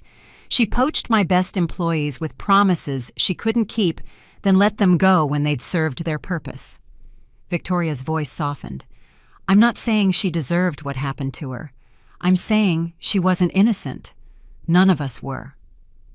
The dining room felt smaller somehow, the walls pressing in as the narrative I had constructed over 32 years began to crack and shift. My mother, the martyr, the victim, the saint who had sacrificed everything to protect me, had also been a warrior who fought dirty when she had to. The realization didn't diminish my love for her, but it complicated everything I thought I understood. "If you were both attacking each other," I said slowly, "then who won? You're still here, still powerful. She's dead." "That's precisely my point." Victoria returned to the table, placing her palms flat on its polished surface. "Neither of us won, Monica. We spent years destroying each other while someone else profited from the chaos. Every contract we fought over, every property we tried to steal, every employee we poached, someone else was always there picking up the pieces we left behind." "The third party," I murmured, remembering my mother's warning in the video. "Your mother suspected it too toward the end. We actually spoke once about 6 months before she died, a secret meeting that your father never knew about. She told me she had evidence that someone was manipulating both of us, playing us against each other while harvesting the spoils. She wanted to call a truce, combine our resources, find out who was really pulling the strings. But you refused." Victoria's laugh was bitter. "I didn't believe her. I thought it was a trick, another manipulation, a way to get me to lower my guard. By the time I realized she was telling the truth, she was already dying, and it was too late to undo any of the damage." She looked at me with something that might have been regret. "I've spent 14 years trying to identify the person your mother warned me about.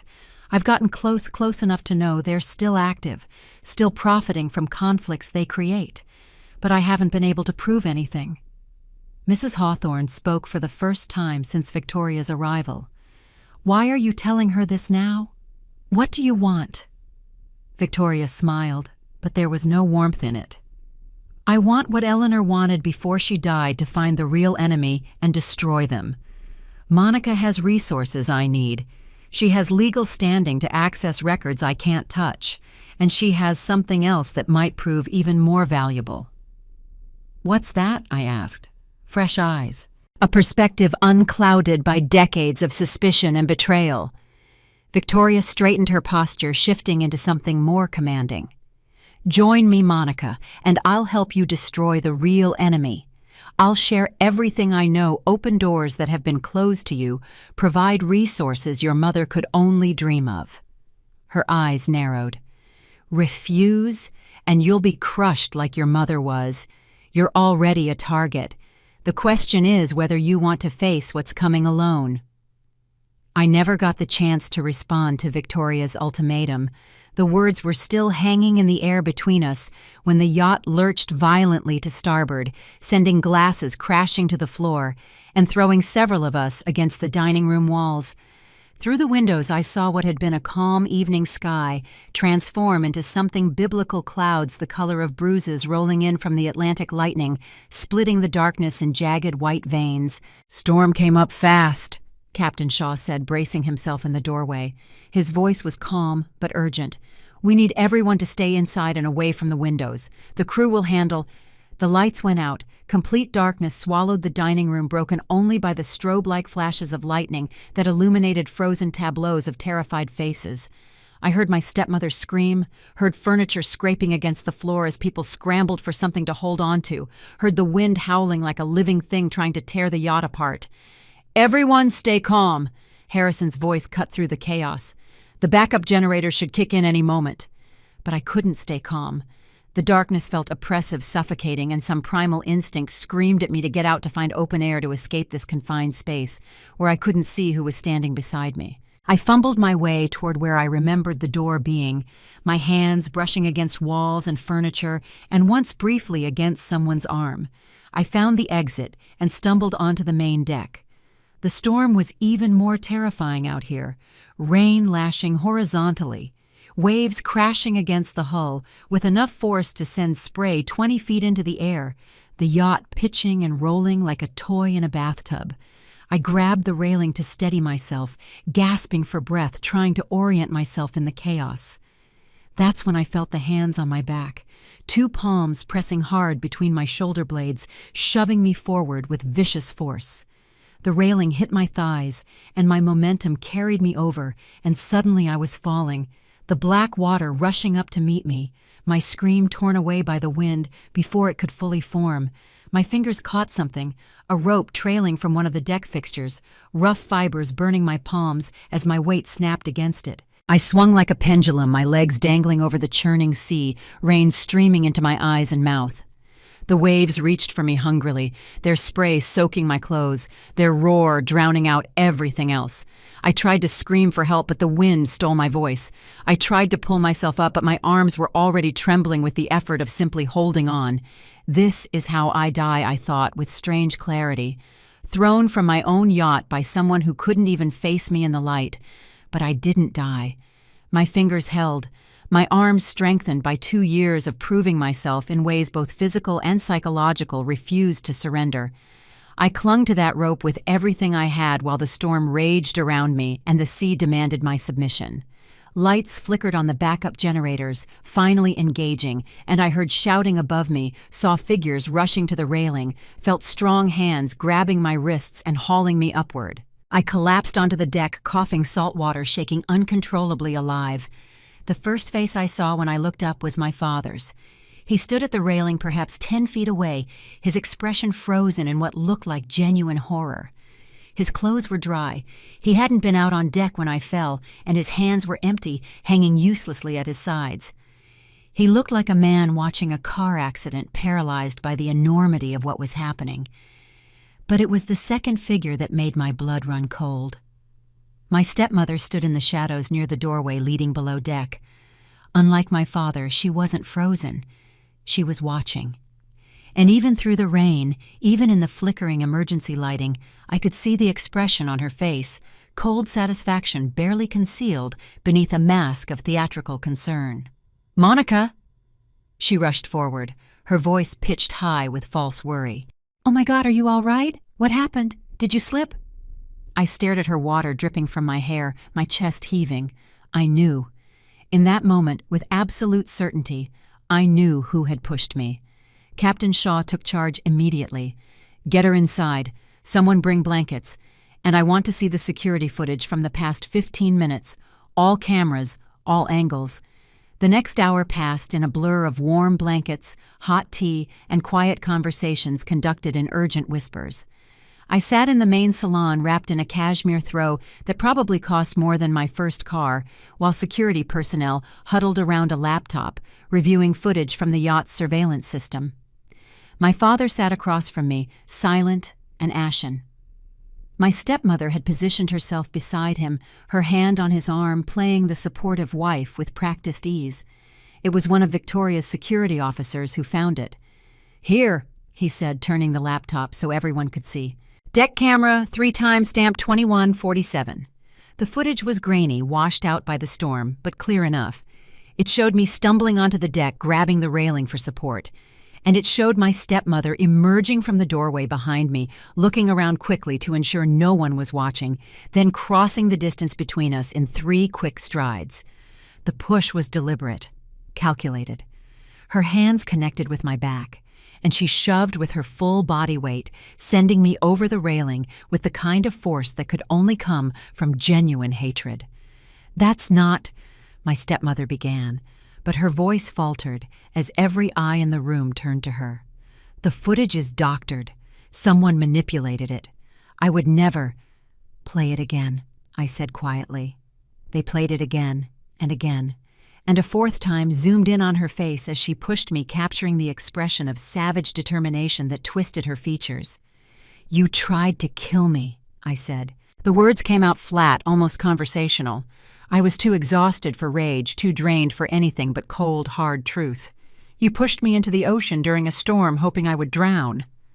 My stepmother's mask crumbled.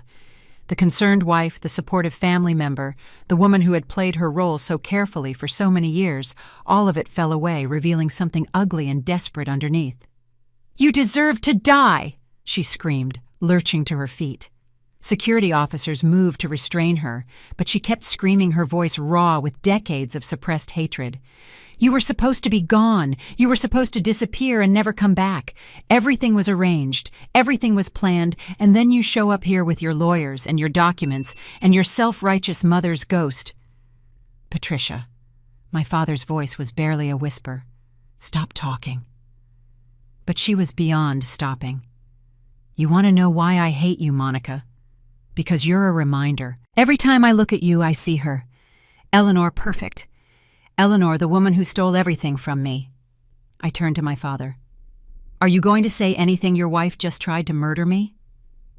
He couldn't meet my eyes. His silence filled the room louder than any words could have been. He had watched the footage. He knew what his wife had done. And still he said nothing. Still he chose her over me. My stepmother laughed a wild, unhinged sound. "You think you know everything, don't you? You think your precious mother told you all her secrets." She leaned forward against the security officers holding her, her eyes blazing. "You have no idea what secrets I'm protecting. Ask your father who Amelia's real mother is." "Go on, ask him." The room seemed to contract around my stepmother's words, as if the very air had been sucked out by the gravity of what she had just revealed. Amelia, who had been sitting in horrified silence throughout the confrontation, slowly rose from her chair. Her face was the color of chalk, her hands trembling at her sides. "What did you say?" Amelia's voice was barely audible. "What do you mean, my real mother?" My stepmother's expression shifted from manic triumph to something approaching fear, as if she had suddenly realized she had gone too far. She pressed her lips together and shook her head, refusing to say more. My father remained frozen, a man caught in the headlights of an oncoming disaster he had spent decades trying to avoid. Harrison Moore cleared his throat. "Perhaps this would be an appropriate time to read another section of Eleanor's will." He reached into his briefcase and withdrew the thick document I had seen earlier, flipping through pages until he found what he was looking for. There's a passage here that Eleanor specifically requested be read if certain questions arose about family relationships. "Don't," my father said. It was the first word he had spoken since the footage of my stepmother's attack played on the screen. "Harrison, I'm asking you don't read that. I'm afraid I don't take orders from you, Richard." Harrison's voice was ice. "I take orders from Eleanor Campbell, and her instructions were very clear." He adjusted his glasses and began to read. "To whoever may be present when this truth is finally revealed, I write the following with a heavy heart but a clear conscience. Amelia Grace Campbell is not my biological daughter. She is the child of my husband, Richard Campbell, and a woman named Patricia Holloway, the same woman who I suspect will eventually become his second wife after my death." The silence that followed was so complete I could hear the distant rumble of the retreating storm, the creak of the yacht settling in the calmer waters, the ragged breathing of everyone in the room. Harrison continued reading. "Richard and Patricia had a relationship before our marriage, which resulted in Amelia's birth.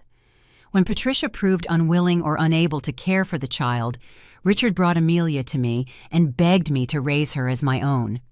I agreed because I believed every child deserves love regardless of the circumstances of their birth. I raised Amelia with all the affection I would have given my own daughter, though Richard made it increasingly difficult by poisoning her mind against me and against Monica." I looked at Amelia.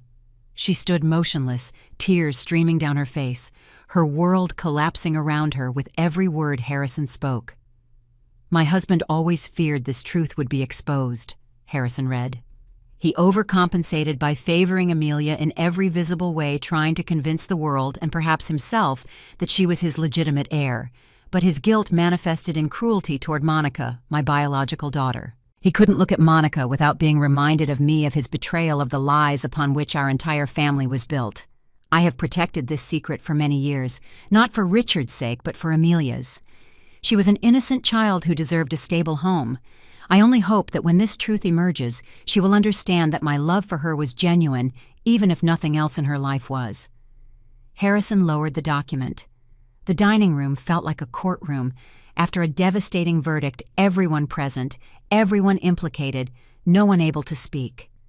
The pieces were finally falling into place, assembling themselves into a picture so twisted and so clear that I couldn't believe I hadn't seen it before. My father had favored Amelia because she was his child with the woman he truly loved, or at least the woman who had given him what he really wanted, a daughter untainted by Eleanor's superior success. He had resented me because I was my mother's child, a living reminder of the wife who had outshone him in every way. And my stepmother Patricia had despised me from the moment she re-entered our lives because I represented the woman who had replaced her, the woman who had raised her abandoned daughter, the woman who had everything Patricia believed should have been hers. "You left me," Amelia whispered, her eyes fixed on my stepmother, her mother. "You had me, and you left me with strangers." Patricia struggled against the security officers holding her, her face contorting with something between anger and desperation. "I was young. I wasn't ready to be a mother. Your father promised he would take care of you, promised we would be together eventually. You abandoned me." Amelia's voice grew stronger, harder. "And then you came back and pretended to be my stepmother. You watched me grow up calling another woman Mom, and you never said a word. I couldn't. Richard said we had to wait, said it would destroy everything if the truth came out." "The truth?" Amelia laughed bitterly. "What truth? That my entire life has been a performance, that the woman who raised me, who loved me, who I've spent years believing abandoned the family, she was the only one who ever actually cared about me." She turned to our father, her father the only parent we truly shared, and the look on her face was something I recognized. It was the look of someone whose entire foundation had just crumbled beneath their feet.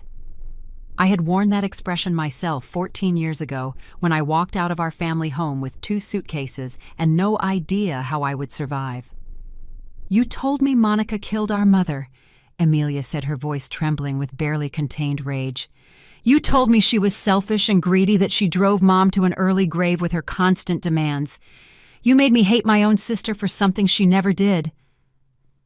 My father said nothing. His face had gone gray, his shoulders slumped, his carefully constructed authority demolished by the weight of his own lies. "But Mom didn't abandon me, did she?" Amelia continued, stepping closer to him. "Mom loved me. Mom raised me when my real mother couldn't be bothered. And you—" her voice broke. "You let me believe horrible things about the only person who actually cared whether I lived or died." She turned to face Patricia, who had stopped struggling against the security officers and now stood limp in their grip, all her venom drained away. "You're my mother," Amelia said. The words came out flat, empty of the emotion they should have carried. "My biological mother is standing right there, and she just tried to murder my sister."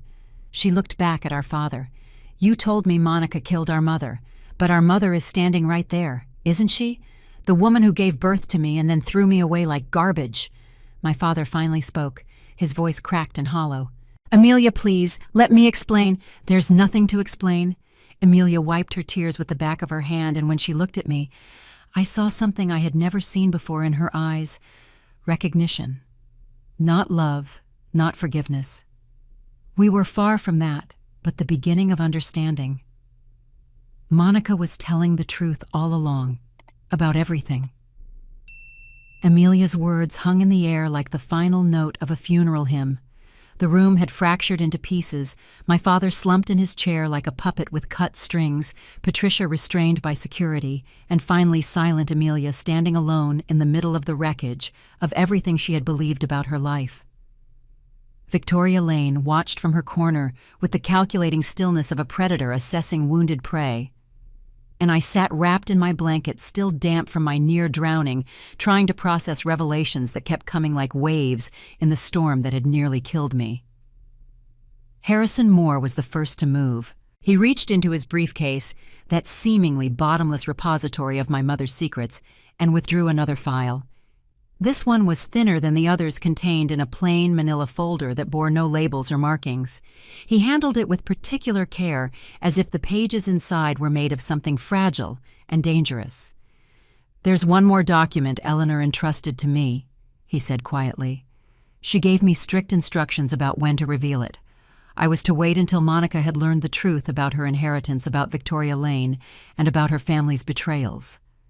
He looked at me with an expression of profound sorrow. "She wanted you to be angry when you saw this, Monica. She wanted you to be ready to fight." He opened the folder and spread its contents on the table before me. Medical records, pages and pages of them covered in clinical terminology and doctors' signatures chronicling the final 18 months of my mother's life. These documents were compiled by a physician Eleanor trusted, a doctor outside the family's regular medical network, Harrison explained. She suspected something was wrong with her treatment and sought a second opinion in secret. What the doctor found was disturbing enough that Eleanor asked him to document everything and seal the records until after her death. I picked up the first page, my eyes scanning the dense medical language. Certain phrases jumped out at me, highlighted in yellow marker, by someone my mother perhaps, or Harrison himself. Signs of prolonged psychological stress, inconsistent with reported lifestyle. Medication levels suggesting dosage significantly higher than prescribed. Pattern of symptoms consistent with chronic sedative overuse. "I don't understand," I said, though a cold dread was already forming in my stomach. "What does this mean?" Harrison pointed to a section near the middle of the report.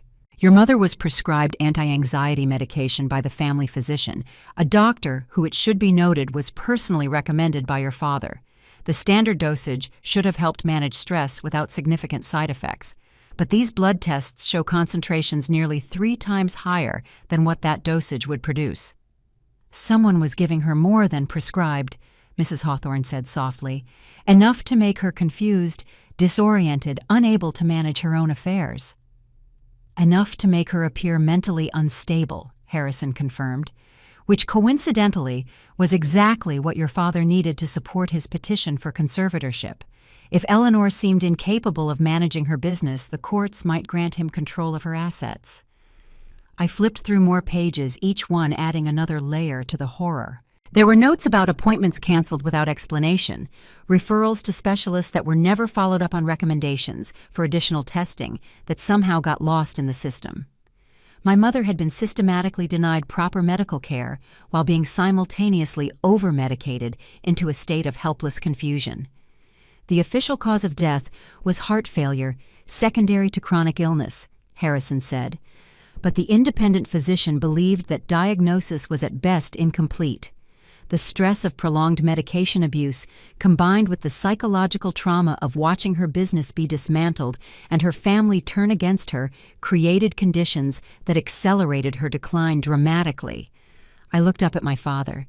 He wouldn't meet my eyes, his gaze fixed on some point in the middle distance, his face the color of old newspaper. "You changed her medications," I said. It wasn't a question. He said nothing. "You had access to everything, the medicine cabinet, her doctors, her daily routine. You controlled what she ate, what she drank, what pills she took every morning and every night." My voice was rising, 14 years of suppressed grief and rage finally finding its outlet. "You drugged your own wife into submission so you could steal her company." "It wasn't like that." The words came out barely above a whisper. "I was trying to help her. She was paranoid, seeing enemies everywhere, refusing to trust anyone. I thought if she could just calm down, just rest." "You thought if you kept her sedated, she couldn't fight back when you took everything she had built." I stood, letting the blanket fall from my shoulders, no longer feeling the cold. "You didn't just steal from her. You killed her. Maybe not with your own hands, maybe not with a single decisive act, but you killed her just as surely as if you had pushed her overboard the way your wife tried to do to me." The medical records contained one more document, a handwritten note in my mother's increasingly shaky script, dated 3 weeks before her death. Harrison handed it to me without comment. "My darling Monica," I read aloud, my voice cracking. "If you are reading this, then I was right to be afraid. Someone is poisoning me, not quickly, not obviously, but slowly, steadily stealing my mind and my strength day by day. I don't know if it's Richard or Victoria or someone else entirely. I only know that I am dying, and not from natural causes. I have given Harrison everything I could gather as evidence. Use it to find the truth. Use it to protect yourself. And please, my darling girl, don't let them win. Don't let them erase me from history the way they're trying to erase me from life. I love you more than words can express. Be stronger than I was, be braver, and trust no one until you know who killed me." The note trembled in my hands. My mother had known. In her final weeks, trapped in a body that was failing her, and a mind clouded by medications she didn't know she was taking, she had still managed to gather evidence to plan for the future, to reach out across the years to the daughter she would never see grow up. "She prepared for everything," I whispered.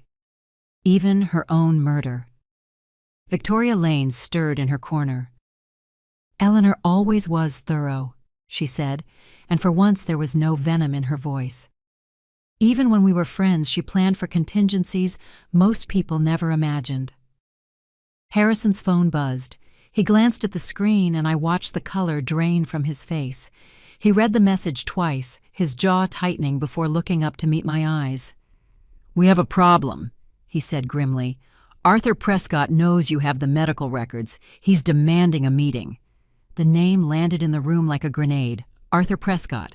I had never heard it before, but from the reactions around me, I could tell it carried a weight that made everything we had discussed so far feel like a prelude to something far more dangerous. Victoria Lane went rigid in her chair, her carefully maintained composure cracking for the first time since she had boarded the yacht. Mrs. Hawthorne pressed her hand to her chest, as if warding off a physical blow. Even my father, already diminished by the night's revelations, seemed to shrink further at the mention of the name. "Who is Arthur Prescott?" I asked. Harrison set down his phone and removed his glasses, rubbing the bridge of his nose in a gesture of profound exhaustion. "Arthur Prescott is the answer to the question your mother spent her final years trying to solve. He's the third party, the puppet master, who has been manipulating everyone in this room for over 2 decades. Pammy." He moved to the laptop that still displayed the frozen image of my stepmother pushing me overboard and pulled up a new file. A photograph appeared on the screen, a silver-haired man in his 70s, distinguished and elegant, photographed at what appeared to be a charity gala. His smile was warm, his eyes crinkled with apparent good humor, but there was something in his gaze that made my skin crawl, a predatory alertness that no amount of social polish could entirely disguise.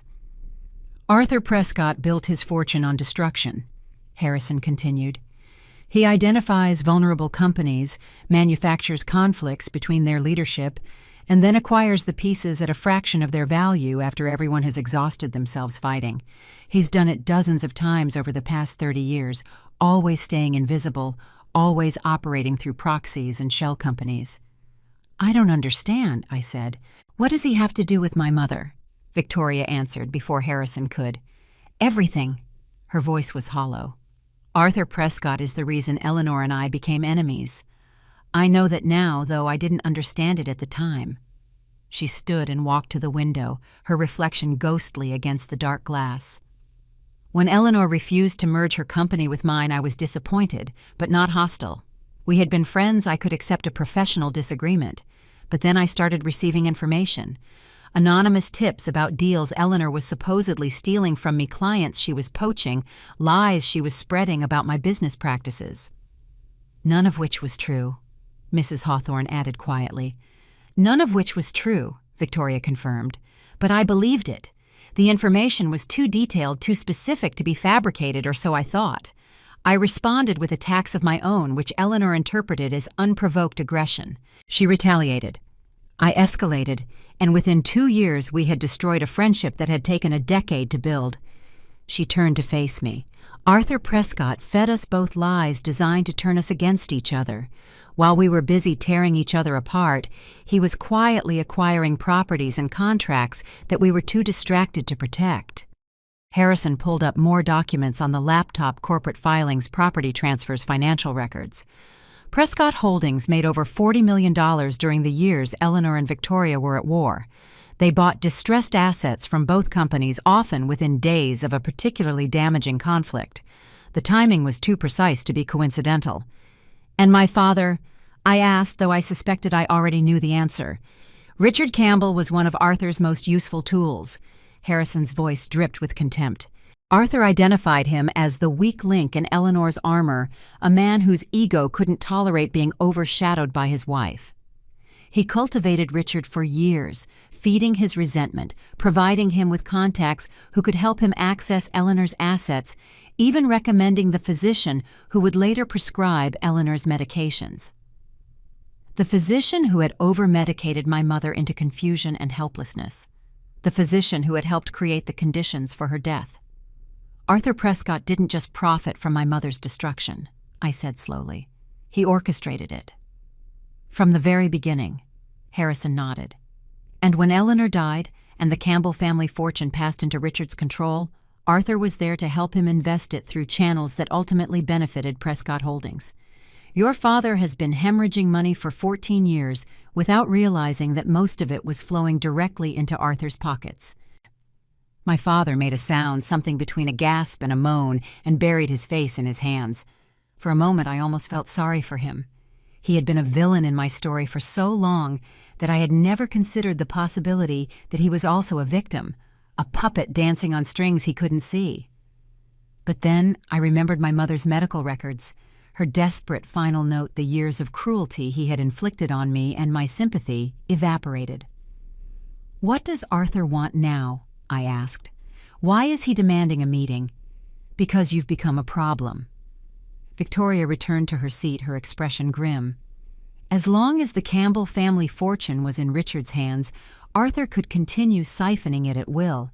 But now that you've claimed your inheritance, now that you have legal control over assets that were supposed to remain accessible to him, you've disrupted his entire operation. He needs to either bring you under his control or eliminate you as a threat. Like he eliminated my mother. Exactly like that.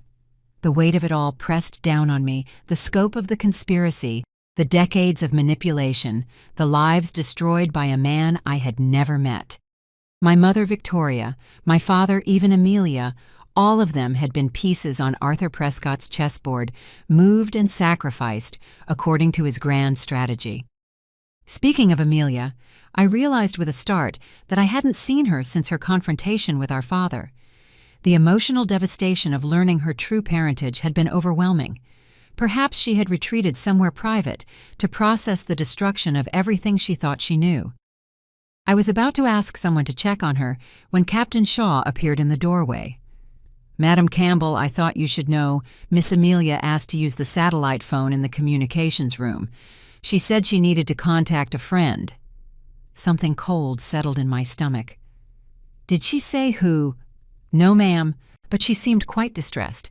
I assumed, given the circumstances, I was already moving, pushing past the captain and heading for the communications room. Mrs. Hawthorne called after me, but I didn't stop. Some instinct honed by years of betrayal and disappointment screamed that something was wrong. The communications room was empty when I arrived, but the satellite phone lay on the console, its screen still glowing with a recently ended call. I checked the number, an unlisted line that meant nothing to me, and felt my heart sink. Then I heard her voice drifting from the adjacent storage room, Amelia speaking in hushed, urgent tones. "I'll get you what you need," she was saying. "The USB drives the medical records, everything Harrison brought. Just tell me what to do and I'll make sure you get it." A pause. Then, "Yes, I understand. 50% of everything transferred to accounts in my name. You promise?" Another pause, longer this time. "Fine. I'll do it tonight. Just make sure you keep your end of the deal, Mr. Prescott." I stood frozen outside the storage room, Amelia's words echoing in my ears like a death sentence. My sister, the girl I had pitied just moments ago, the victim of our father's manipulations, whom I had begun to see with new eyes, was selling me out to the man who had orchestrated our mother's destruction. The cycle of betrayal continued unbroken, passed down through our family like a genetic disease. I backed away silently, my mind racing through options.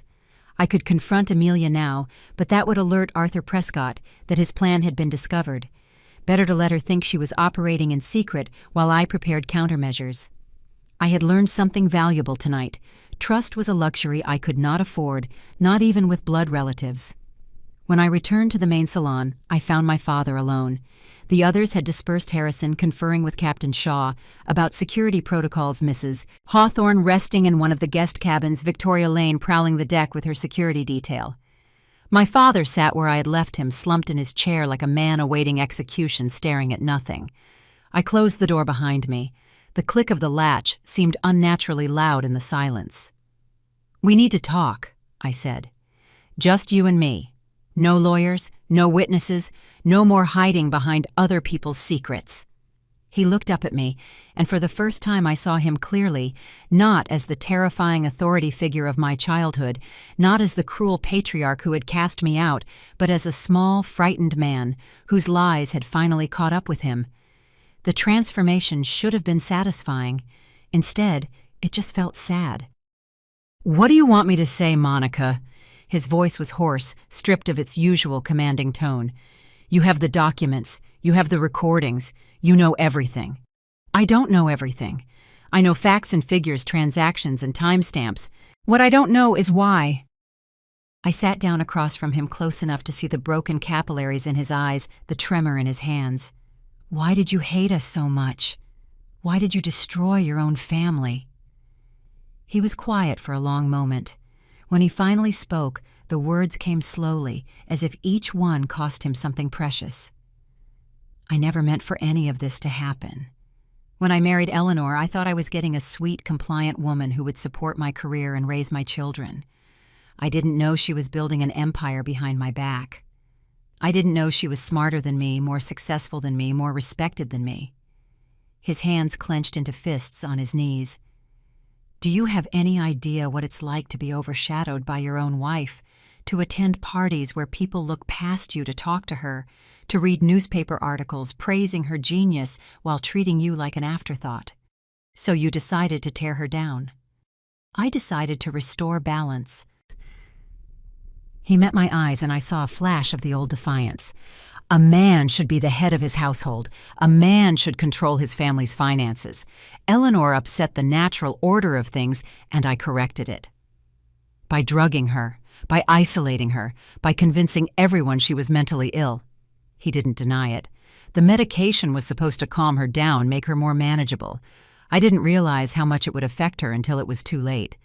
And by then, he shrugged a gesture so casual it made my stomach turn.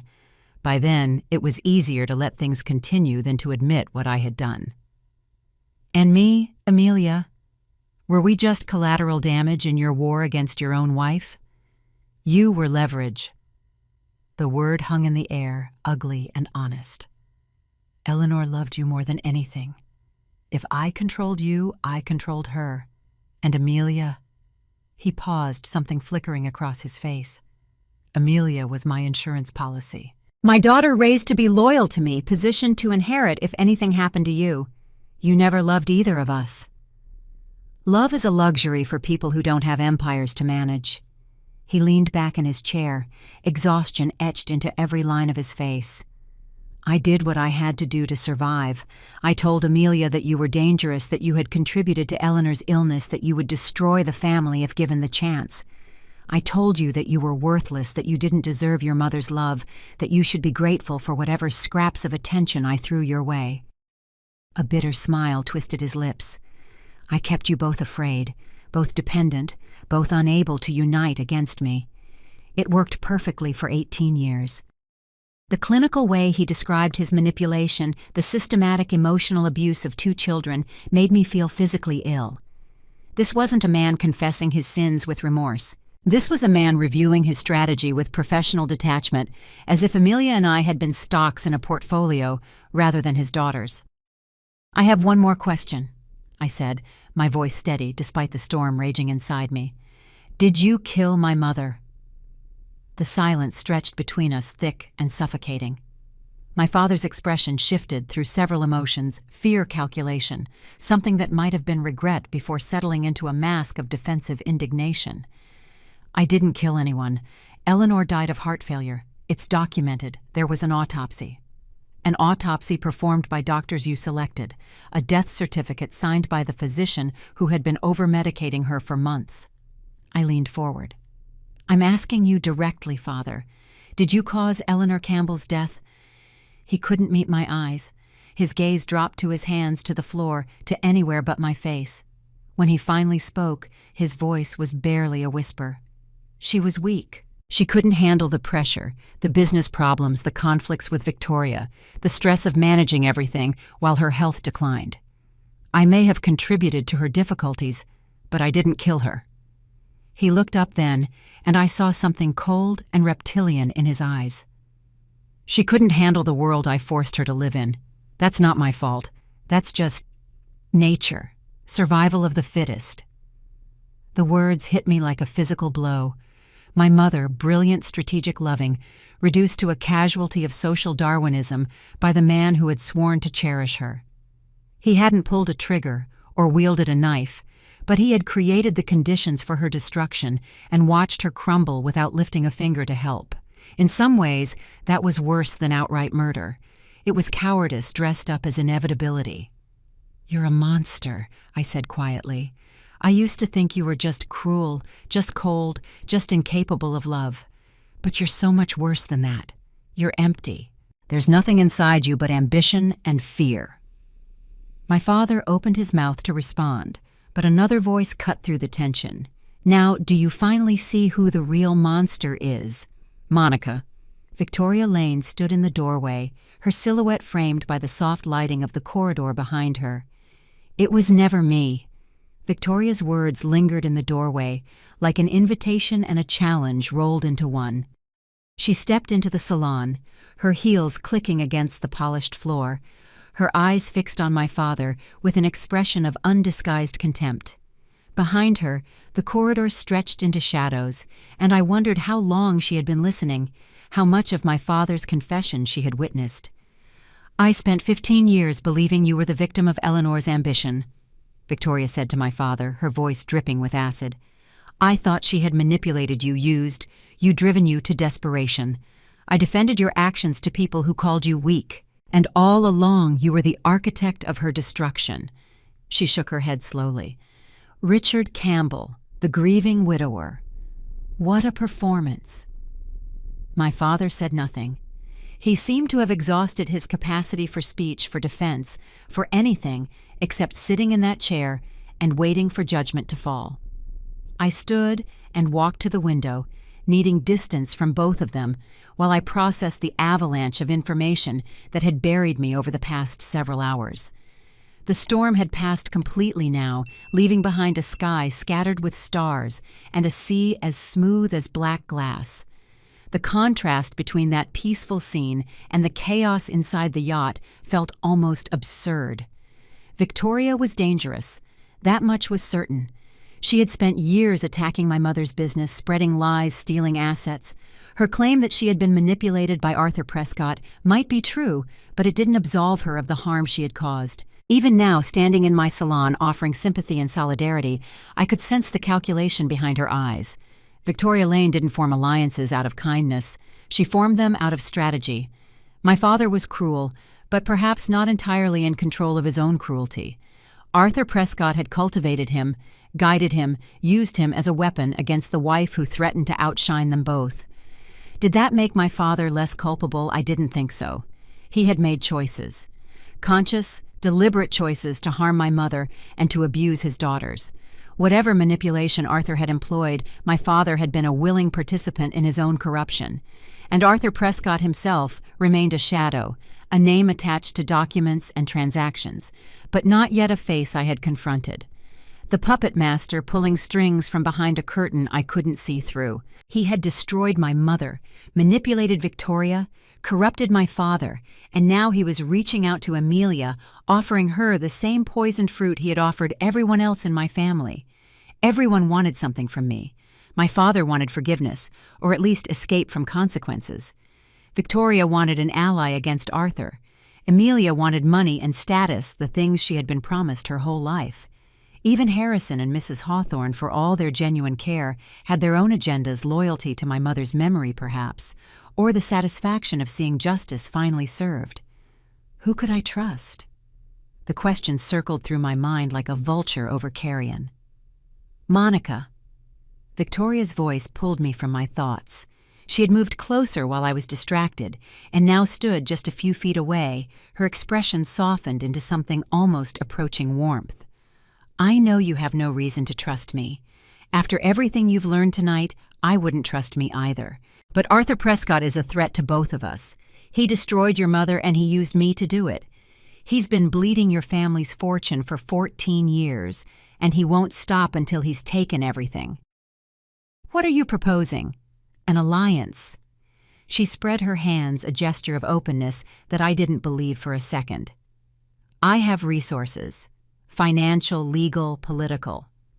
I have connections that can get us information about Arthur's operations, evidence that could bring him down. And you have something equally valuable, legal standing. You're the sole heir to Eleanor's estate. You can access records, challenge transactions, initiate investigations that I could never pursue on my own. It was a compelling offer. With Victoria's resources and my legal authority, we could mount a formidable attack against Arthur Prescott. We could expose his manipulations, recover the assets he had stolen, perhaps even see him face criminal charges for his role in my mother's death. The thought of that justice was intoxicating. But I had watched Victoria Lane operate tonight. I had seen how she entered a room expecting to dominate it, how she calculated every word for maximum effect, how she positioned herself as an ally while carefully preserving her own interests. If I joined forces with her, I would become a tool in her arsenal, useful for as long as I served her purposes, discardable the moment I didn't. My mother had warned me in her final video trust, "No one until you know the complete truth."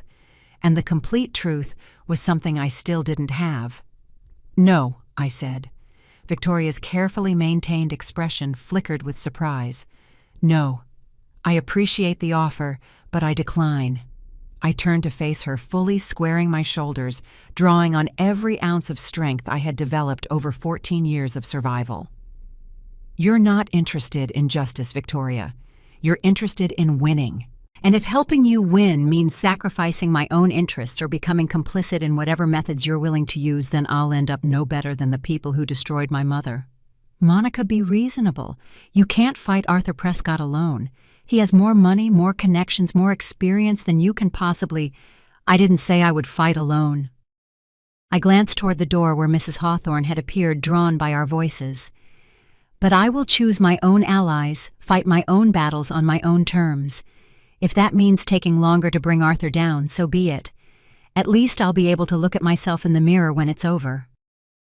Victoria's mask of warmth evaporated, replaced by something colder and more honest. You're making a mistake. Arthur Prescott has destroyed everyone who has stood against him alone. Your mother, dozens of other business leaders over the years. What makes you think you'll be any different? Because I'm not alone. I just won't be allied with you. I met her gaze without flinching. My mother spent her final years preparing me for this moment. She left me evidence, resources, people she trusted, and unlike you, those people don't have decades of betrayal to answer for. The tension between us stretched taut as a violin string. Victoria studied me with those calculating eyes, reassessing, recalculating, adjusting her strategy to account for this unexpected resistance. Before she could respond, a crew member burst through the door, slightly out of breath. "Madam Monica, I apologize for the interruption, but the captain asked me to find you immediately." He paused to catch his breath. "We found something hidden in your mother's private cabin, a concealed compartment behind the bulkhead, that wasn't in any of the ship's original blueprints. There's a safe inside, and it has your name engraved on it. The captain believes it was meant only for your eyes." I followed the crew member through the yacht's corridors, my heart pounding with a mixture of anticipation and dread. Victoria called after me, demanding to know what was happening, but I didn't stop to explain. Whatever my mother had hidden in that cabin had waited 14 years to be discovered. It could wait a few more minutes for Victoria Lane's curiosity to be satisfied. The private cabin was located on the lower deck, accessible through a door marked with a small brass plaque that read EMC, my mother's initials. Captain Shaw stood outside, his weathered face solemn in the dim lighting. "We discovered it during a routine inspection after the storm," he explained, leading me inside. The bulkhead panel was slightly warped by the humidity, and one of my crew noticed it didn't sit flush with the wall. When we investigated, we found this. He gestured towards the far wall where a section of mahogany paneling had been removed to reveal a steel safe embedded in the yacht's structure. The safe was small, perhaps 18 inches square, and bore a digital keypad alongside a traditional lock. Engraved on its surface in elegant script was my name, Monica Eleanor Campbell. "Do you have any idea what the combination might be?" Captain Shaw asked. I studied the keypad, thinking about my mother, about the way her mind worked, about the patterns she had woven throughout my life. She had planned everything with such care, the trust documents, the timing of the revelations, the evidence she had scattered like breadcrumbs for me to follow. Whatever combination she had chosen would be something meaningful, something I would recognize. I tried my birthday first. The keypad beeped once, rejecting the code. Then I tried her birthday. Another rejection. I closed my eyes, reaching back through memories I had tried to suppress for 14 years. My mother sitting with me on my bed, reading stories before sleep.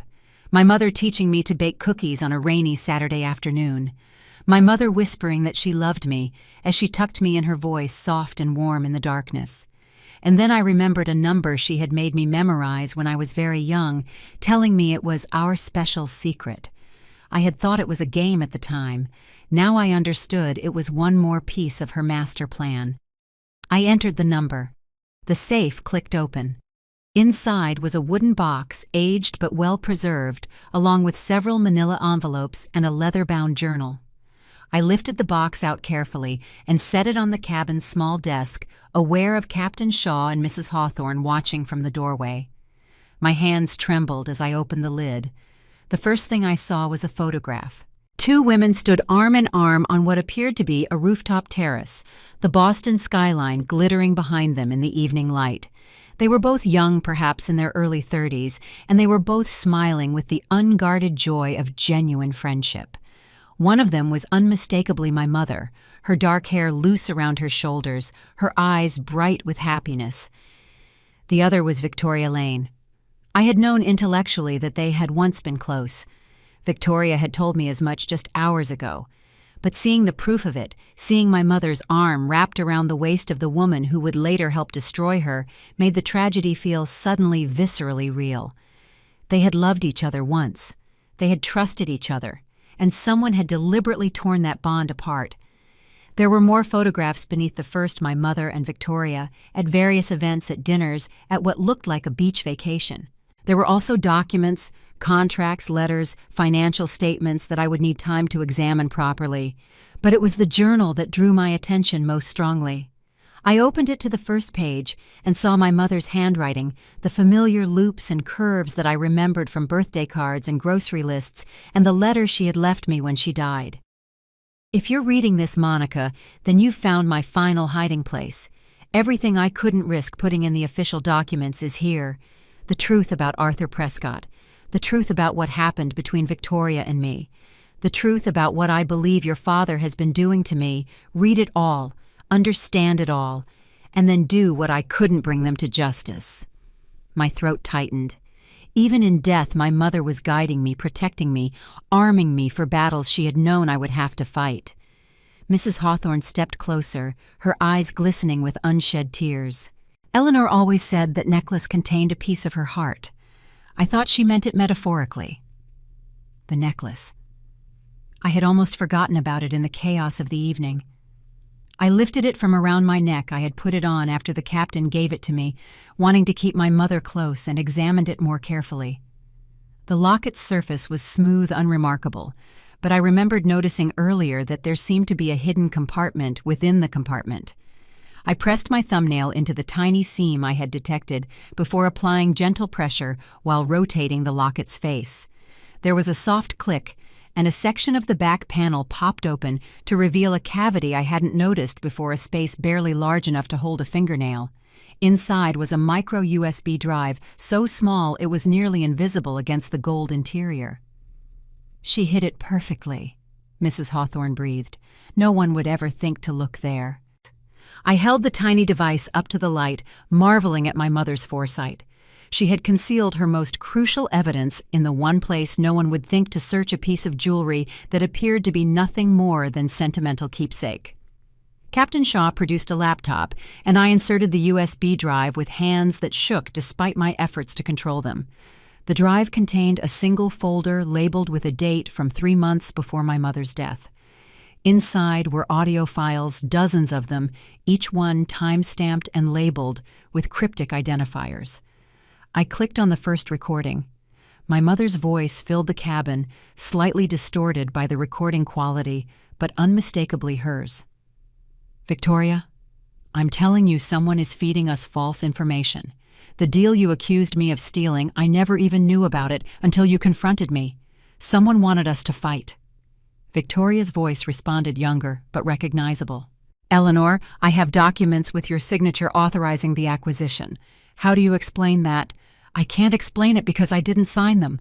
Someone forged my name, Victoria. Someone who wanted us at each other's throats. Then a third voice entered the recording, a man's voice, smooth and cultured, with an undertone of amusement that made my skin crawl. Ladies, there's no need for such hostility. I'm sure we can find a solution that benefits everyone. That's Arthur Prescott, Mrs. Hawthorne whispered. I'd recognize that voice anywhere. I clicked through more recordings, each one revealing another piece of the puzzle. Arthur positioning himself as a mediator while secretly inflaming the conflict. Arthur suggesting strategies to Victoria that would damage my mother's business. Arthur advising my mother to retaliate in ways that would hurt Victoria. He had played both sides with masterful precision, profiting from every battle while appearing to be a neutral friend to both. The final recording was dated 2 weeks before my mother's death. Her voice was weaker now, strained with illness and exhaustion, but I could hear her fighting to stay alert as she confronted Arthur directly. I know what you've been doing, she said. I have proof, and when I recover, I'm going to expose everything. Arthur's response was chilling in its casual menace. Eleanor, you're not going to recover. We both know that. And once you're gone, everything falls to us. A pause then. Make sure it looks natural. The recording ended, leaving Arthur Prescott's words hanging in the air like a death sentence delivered 14 years too late. Make sure it looks natural. My mother had captured her own murderer confessing to his crime, and she had hidden that confession where only I would ever find it. I sat in stunned silence, the weight of what I held pressing down on me. This was more than evidence of financial manipulation or business fraud. This was proof of conspiracy to commit murder. Arthur Prescott had orchestrated my mother's death, and he had done it with the cold calculation of a man disposing of an inconvenient obstacle. "We need to take this to the authorities," Harrison said from the doorway. I hadn't noticed him arrive, but he had clearly heard enough of the recordings to understand their significance. "The FBI, the SEC, whoever has jurisdiction over, before you do anything." Victoria's voice cut through the cabin like a blade. "There's something you need to know." She pushed past Harrison, her composure fractured in a way I hadn't seen all evening. Gone was the calculating businesswoman who had offered me alliances and issued veiled threats. In her place stood someone rawer, more vulnerable, driven by emotions she had spent decades trying to bury. Her eyes weren't fixed on me or Harrison or Captain Shaw. They were locked on Mrs. Hawthorne, who had gone very still beside the desk, her face draining of color. "Victoria," Mrs. Hawthorne said softly, "please, not like this." "Not like this." Victoria laughed, but there was no humor in it, only bitterness aged like wine into something toxic. "There's no good way to say this, Mother. There never has been." The word landed in the cabin with the force of an explosion. "Mother."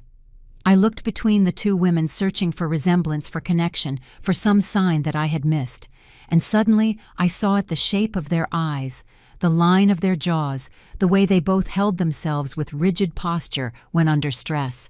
How had I not noticed it before?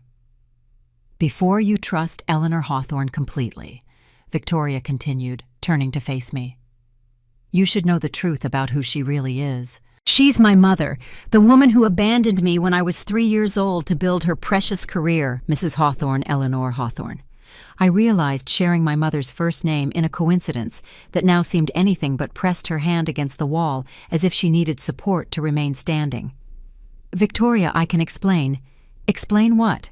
"How you left me with your sister because a child didn't fit into your 5-year business plan. How you visited twice a year like I was some distant relative instead of your own daughter. How you built an empire while I grew up wondering why my mother didn't love me enough to keep me." The pain in Victoria's voice was devastating to witness. This wasn't the cold, calculating woman who had destroyed my mother's business. This was a wounded child still bleeding from a wound that had never healed, finally confronting the source of her deepest trauma. "I made a terrible mistake," Mrs. Hawthorne whispered. "I was young, I was ambitious. I thought I could have both a career and a family. But the industry was brutal to women in those days. If I had kept you with me, I would have been seen as distracted, uncommitted, unsuitable for leadership. I thought I was protecting your future by securing mine first." "You were protecting yourself," Victoria's voice cracked. "And when I finally clawed my way to success on my own, when I built my own empire without any help from you, do you know what I discovered? That you had found a new daughter to replace me. Eleanor Campbell, your best friend, your protégée, the brilliant young businesswoman you mentored and supported the way you never supported me." I looked at Mrs. Hawthorne with new eyes, seeing the layers of guilt and regret that I had mistaken for simple grief over my mother's death. She hadn't just lost a friend when my mother died. She had lost her chance at redemption, her opportunity to prove that she could be a good mother figure, even if she had failed her own child. "And then there was Monica." Victoria continued, her gaze shifting to me. "Eleanor's daughter, the grandchild you never had. I watched you take her in, guide her, prepare her to inherit everything. You gave her all the love and attention you never gave me." Her voice dropped to something barely above a whisper. "Do you have any idea how that felt? To see you nurture someone else's child, while I spent my whole life starving for a single kind word from you?" The pieces were rearranging themselves in my mind, forming a picture I had never anticipated. Victoria Lane's ruthlessness, her willingness to destroy anyone connected to Mrs. Hawthorne, her particular venom toward my mother. It had never been purely about business.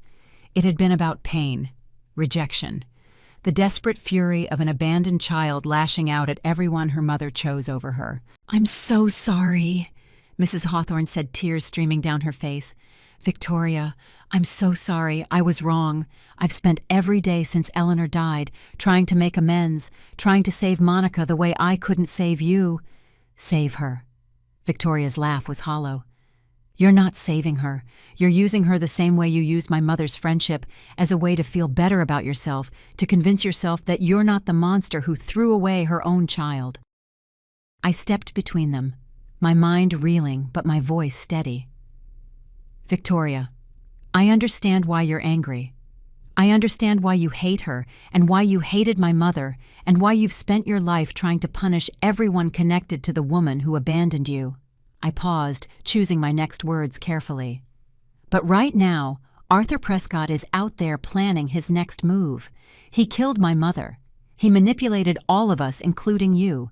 Whatever happened between you and Mrs. Hawthorne, whatever wounds you're both carrying, we can't let him win." Victoria stared at me, her chest heaving with emotion. For a moment I thought she might scream, might attack Mrs. Hawthorne, might storm off the yacht and disappear into the night. But slowly, gradually, I watched her reassemble her composure, brick by brick, until the calculated businesswoman stood before me once again. "You're right," she said finally. "Arthur is the real enemy. He used my pain, my anger, my desperate need for someone to blame. He pointed me at your mother like a weapon and pulled the trigger." She straightened her jacket, smoothed her hair. "We can settle family business later. Right now we have a monster to destroy." My phone rang, the sound jarring in the emotional aftermath of Victoria's revelation. I glanced at the screen and felt my blood turn to ice. The caller ID read Arthur Prescott, private line. I stared at the phone in my hand, the name on the screen pulsing like a heartbeat. Arthur Prescott, the puppet master, the man who had orchestrated my mother's destruction and then recorded himself ordering her death as casually as one might order dinner. He was calling me directly, reaching out from the shadows he had inhabited for 2 decades. "Answer it," Victoria said quietly. "Let's hear what he has to say." I pressed the accept button and raised the phone to my ear. "This is Monica Campbell." "Miss Campbell." The voice was exactly as I remembered from the recording, smooth, cultured, with that undercurrent of amusement that made my skin crawl. "I've been watching the events on your yacht this evening with great interest. You've had quite a busy night. How do you know what's happening on my yacht?" "I make it my business to know everything, Miss Campbell, especially when it concerns assets I've been managing for the past 14 years. He paused, letting the implication sink in. "I think it's time we met face to face. I'm aboard my vessel, the Sovereign, anchored about half a mile from your position. I'll send a tender to collect you in 30 minutes. "Why would I agree to meet with you?" "Because you're a smart woman, and smart women don't start wars without understanding their enemies." Another pause. "And because I have information about your mother's final days that even Harrison Moore doesn't possess. Information I think you'll find very illuminating." The line went dead before I could respond. I looked at the faces surrounding me: Victoria, Mrs. Hawthorne, Harrison, Captain Shaw. They had all heard Arthur's side of the conversation through the phone's speaker. "It's a trap," Harrison said immediately. "He's trying to get you alone, away from your security, away from witnesses." "Probably," I agreed. "But he's also right. I need to understand who I'm fighting, and the only way to do that is to look him in the eye." 30 minutes later, I was seated in a tender boat cutting through the dark water toward a yacht that made mine look modest by comparison. The Sovereign was a floating palace, easily 300 feet long, blazing with lights that reflected off the calm sea like scattered diamonds. Armed security personnel lined its deck, watching our approach with the alert stillness of trained professionals. Arthur Prescott met me at the top of the gangway. In person, he was exactly what the photographs had suggested: a distinguished man in his 70s, silver hair swept back from a face that radiated patrician confidence. His eyes were the most striking feature, pale blue, almost colorless, with the flat effect of a predator assessing prey. He wore a cream-colored dinner jacket over a black shirt, and when he extended his hand in greeting, I noticed the Patek Philippe watch on his wrist probably cost more than most people earned in a year. "Miss Campbell, thank you for accepting my invitation." His handshake was firm and brief. "Please come inside. We have much to discuss." He led me through corridors decorated with original artwork and museum-quality antiques, past uniformed staff who moved with the silent efficiency of well-trained servants, into a study that overlooked the stern deck through floor-to-ceiling windows. A fire crackled in a marble fireplace, despite the summer warmth, and crystal decanters gleamed on a sideboard that looked older than the country itself. "Brandy," Arthur offered, pouring himself a measure without waiting for my response. "It's a 1945 Hennessy. Your mother had excellent taste in cognac, one of many things I admired about her." "You admired her so much that you had her killed." Arthur smiled, settling into a leather armchair with the ease of a man who had never known physical discomfort. "Directly to business. I appreciate that. Your mother was the same way, no patience for social niceties when there was work to be done." He gestured for me to sit, but I remained standing. "I won't insult your intelligence by denying what you've obviously discovered. Yes, I orchestrated the conflict between Eleanor and Victoria. Yes, I profited enormously from their mutual destruction. And yes, when your mother became inconvenient, I arranged for her to be removed from the equation." The casual admission of murder should have shocked me, but I had already heard it in his own voice on the recordings. What shocked me was the complete absence of remorse the way he discussed my mother's death, as though it were a minor business decision, a line item on a balance sheet. "Why?" I asked. "You were already wealthy. You had power, influence, everything a man could want. Why destroy two women who had never done anything to you?" "Because they had something I wanted." Arthur swirled his brandy, watching the amber liquid catch the firelight. "Eleanor and Victoria, working together, controlled nearly 40% of the commercial real estate market in New England. Separately, they were successful. United, they would have been unstoppable. I couldn't allow that, not because they threatened me directly, but because their success would have constrained my own expansion plans." He shrugged. "Business is war, Miss Campbell. Your mother understood that. She simply wasn't ruthless enough to win." "She was ruthless enough to document everything you did. She was ruthless enough to hide evidence that you're now terrified I'll use against you." "Terrified?" Arthur laughed softly. "My dear girl, I'm not terrified of anything. I invited you here because I respect your potential and because I believe we can reach an arrangement that benefits us both." I felt the trap closing around me, but I needed to hear his offer to understand his strategy. "What kind of arrangement?" Arthur set down his brandy and leaned forward, his pale eyes fixed on mine with unnerving intensity. "I'm 73 years old. I've spent 50 years building an empire, but I have no heir, no protege, no one capable of continuing my work after I'm gone. You, Miss Campbell, have proven yourself to be intelligent, resilient, and strategically minded. You've uncovered secrets that should have remained buried forever. That kind of capability is rare and valuable. You want me to work for you. I want you to inherit my empire." He smiled at my surprised expression. "Not immediately, of course. You would need years of training, guidance, mentorship.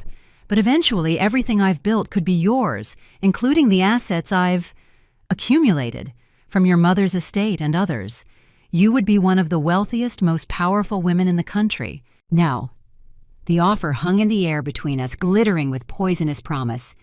I thought about what it would mean to accept unlimited resources, unimaginable power, the ability to reshape the world according to my will. For a moment, just a moment, I understood how my father must have felt when Arthur first approached him offering shortcuts to everything he desired. But I also understood what accepting would cost me: my integrity, my mother's memory, my soul. "My mother received a similar offer, didn't she?" I said quietly. "You approached her years before the conflict with Victoria, offering partnership, guidance, mentorship, and she refused." Arthur's smile tightened almost imperceptibly. "Eleanor was idealistic. She believed in principles over pragmatism. It was her greatest weakness. It was her greatest strength." I stepped back from his chair, putting distance between us. "Mrs. Hawthorne taught me something important. Power without integrity destroys itself. You might have won every battle you fought, Mr. Prescott, but look around you. You're alone on this floating monument to your own ego, surrounded by employees who serve you out of fear rather than loyalty. You have no friends, no family, no one who would mourn you if you died tonight. Is that winning?" Arthur's expression didn't change, but something shifted in those pale eyes, a flicker of something that might have been recognition, or might have been the first stirring of genuine anger. "Your mother said something similar," he replied, his voice dropping to something colder. "She spoke about legacy and meaning and the importance of building something that would outlast her own ambition. Very noble sentiments." He rose from his chair, and suddenly the urbane host was gone, replaced by something predatory and dangerous. "She died anyway, Miss Campbell. All her principles, all her preparation, all her hidden evidence, none of it saved her. You'll be tested the same way she was. I wonder if you'll survive." The tender ride back to my yacht felt longer than the journey out. Arthur's final words echoed in my mind, a promise and a threat woven together with the skill of a man who had spent his life destroying people who underestimated him. I was barely aboard when the alarms began. Red lights flashed throughout the yacht's corridors, accompanied by a piercing electronic wail. Captain Shaw came running, his face grim. "Security breach!" he shouted over the noise. "Someone is attacking our financial systems, trying to drain every account connected to the trust." The yacht's control room had transformed into a war zone of flashing screens and urgent voices. Harrison hunched over a laptop, his fingers flying across the keyboard while sweat beaded on his forehead. Captain Shaw barked orders into a radio, coordinating with the yacht's security team. And on every monitor, I could see red warning messages cascaded down the screens like digital blood.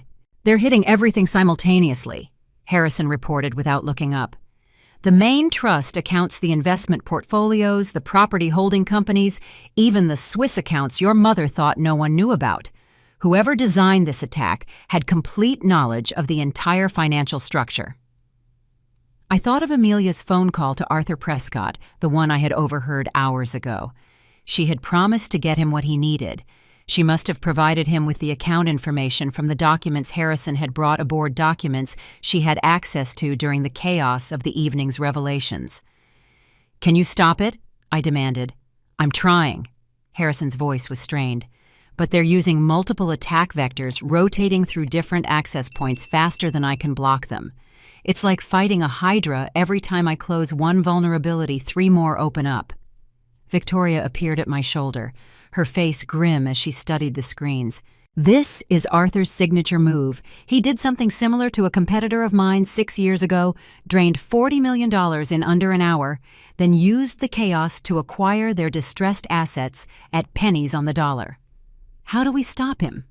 "You don't stop Arthur Prescott. You survive him." She pulled out her phone. "But I have people who might be able to slow him down. Give me 5 minutes." She stepped away to make her call, and I turned back to Harrison feeling helpless in a way I hadn't experienced since the night my father threw me out of our family home. Everything my mother had built, everything she had sacrificed to protect it, was being systematically dismantled while I watched, unable to do anything except bear witness to the destruction. My phone rang. Mrs. Hawthorne's number. "Monica." Her voice was weak, frighteningly so stripped of the quiet strength I had come to depend on. "I need to tell you something. Something I should have told you earlier, but I wasn't certain until today." "Mrs. Hawthorne, what's wrong? You sound—" "I've been poisoned." The words came out flat, matter-of-fact, as if she were reporting the weather. "Slowly, over the past several months, small doses of something the doctors are still trying to identify exactly what added to my food or my medication. I've been experiencing symptoms for weeks: fatigue, confusion, heart palpitations.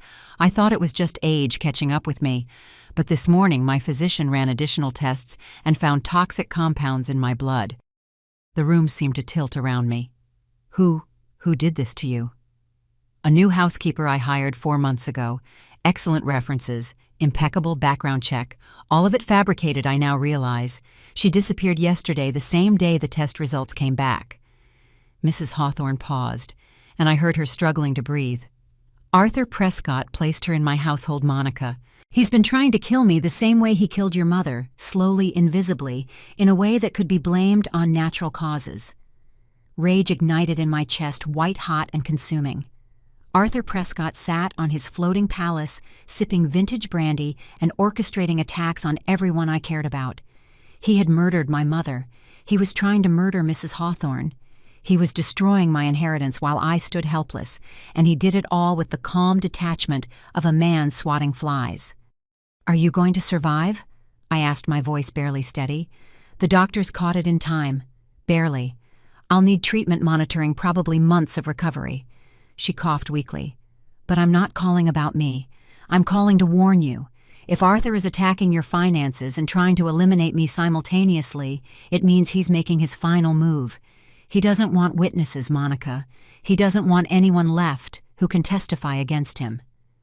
I have the recordings, the USB drive from my mother's necklace. It proves everything.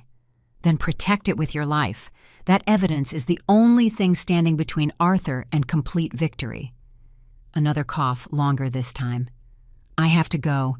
The doctors need to run more tests. Be careful, Monica. Be smarter than I was. Be smarter than your mother was." The line went dead.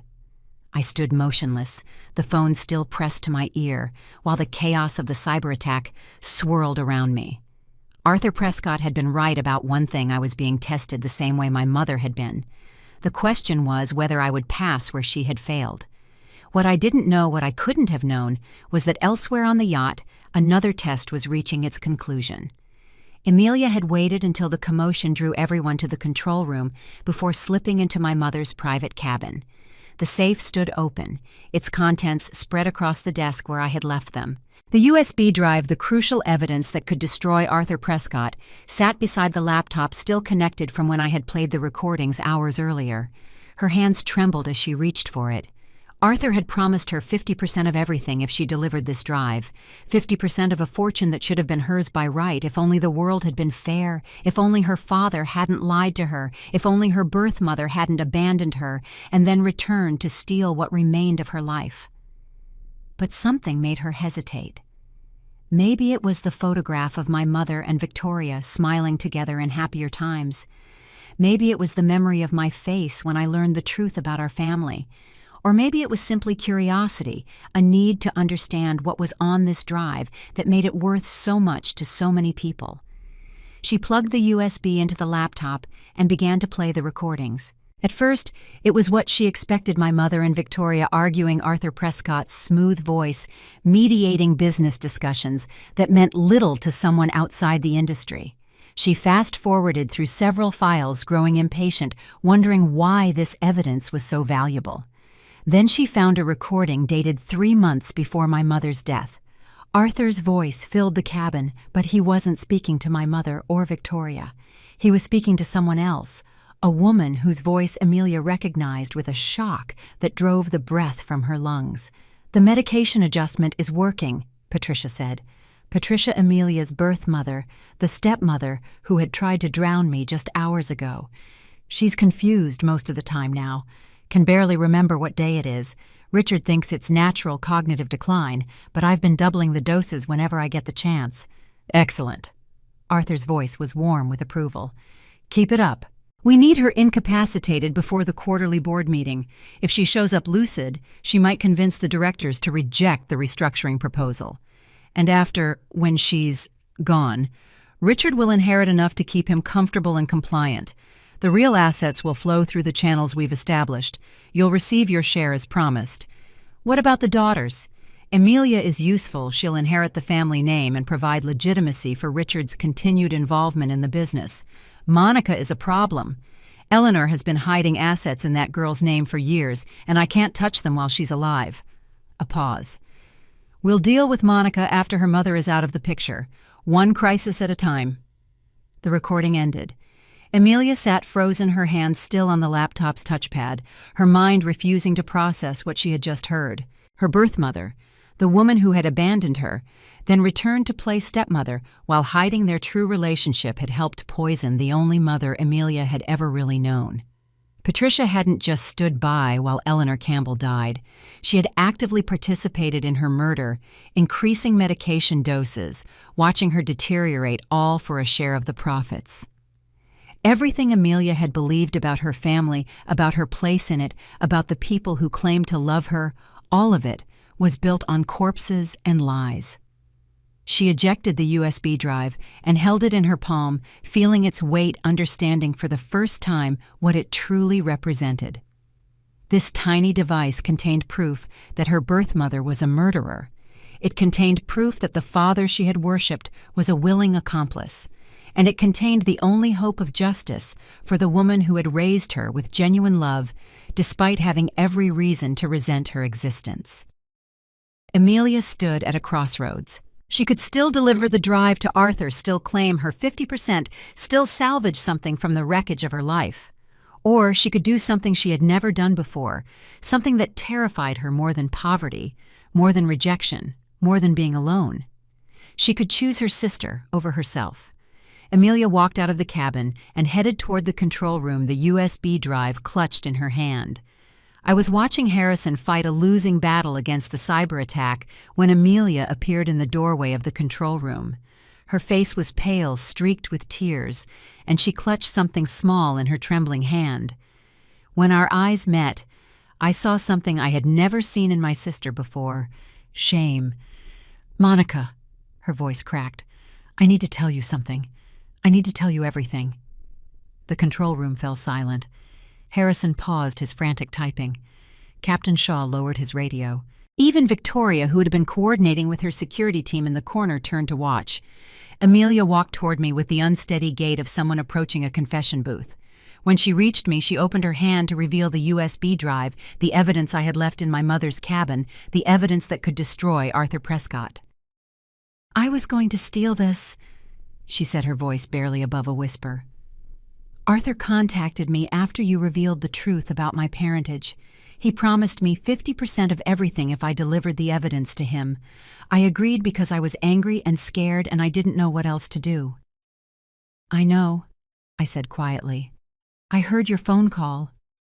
The color drained further from her face. "You knew and you didn't stop me. I wanted to see what choice you would make." Amelia closed her eyes, tears spilling down her cheeks. "I made the wrong choice. I was going to betray you, Monica. I was going to help the man who killed our mother, who killed the woman who raised me, who loved me, despite everything, just because I was too weak to face the truth about my own family." She pressed the USB drive into my palm. "But then I listened to the recordings, and I heard something that changed everything." Her voice hardened with a fury I recognized. "I heard Patricia, my birth mother, discussing how she was poisoning Eleanor, increasing her medication doses, helping Arthur make her appear mentally unstable. My own mother helped murder the only person who ever truly cared about me." The revelation landed heavily, though I had suspected something similar since learning Patricia's true identity. But hearing it confirmed, hearing the anguish in Amelia's voice, made it real in a way suspicion never could. "There's more," Amelia continued. She pulled out her phone and handed it to me. "I recorded my conversations with Arthur, all of them. I didn't trust him even when I was agreeing to help him. I thought the recordings might be useful leverage someday." A bitter laugh escaped her. "I guess they are just not the way I intended." I scrolled through the audio files. Dates, timestamps, conversations in which Arthur Prescott explicitly discussed his plans to destroy me, to steal my inheritance, to eliminate anyone who stood in his way. Combined with my mother's recordings, this was enough to bury him. "Why?" I asked. "Why are you giving me this? You could have walked away with millions." Amelia met my eyes, and for the first time, I saw her clearly, not as the pampered princess who had tormented me throughout childhood, but as another casualty of our father's manipulation. Because I listened to those recordings, and I realized something. My birth mother helped kill the only mother I ever had. My father used me as a weapon against the only sister I ever had. And Arthur Prescott saw me as nothing but a tool to be discarded when I stopped being useful. She took a shaky breath. "I'm tired of being used, Monica. I'm tired of being a pawn in other people's games. For once in my life, I want to make a choice that's actually mine." I looked at the USB drive in my hand, then at the phone containing Amelia's recordings, then at the screens, still flashing red with Arthur's cyber attack.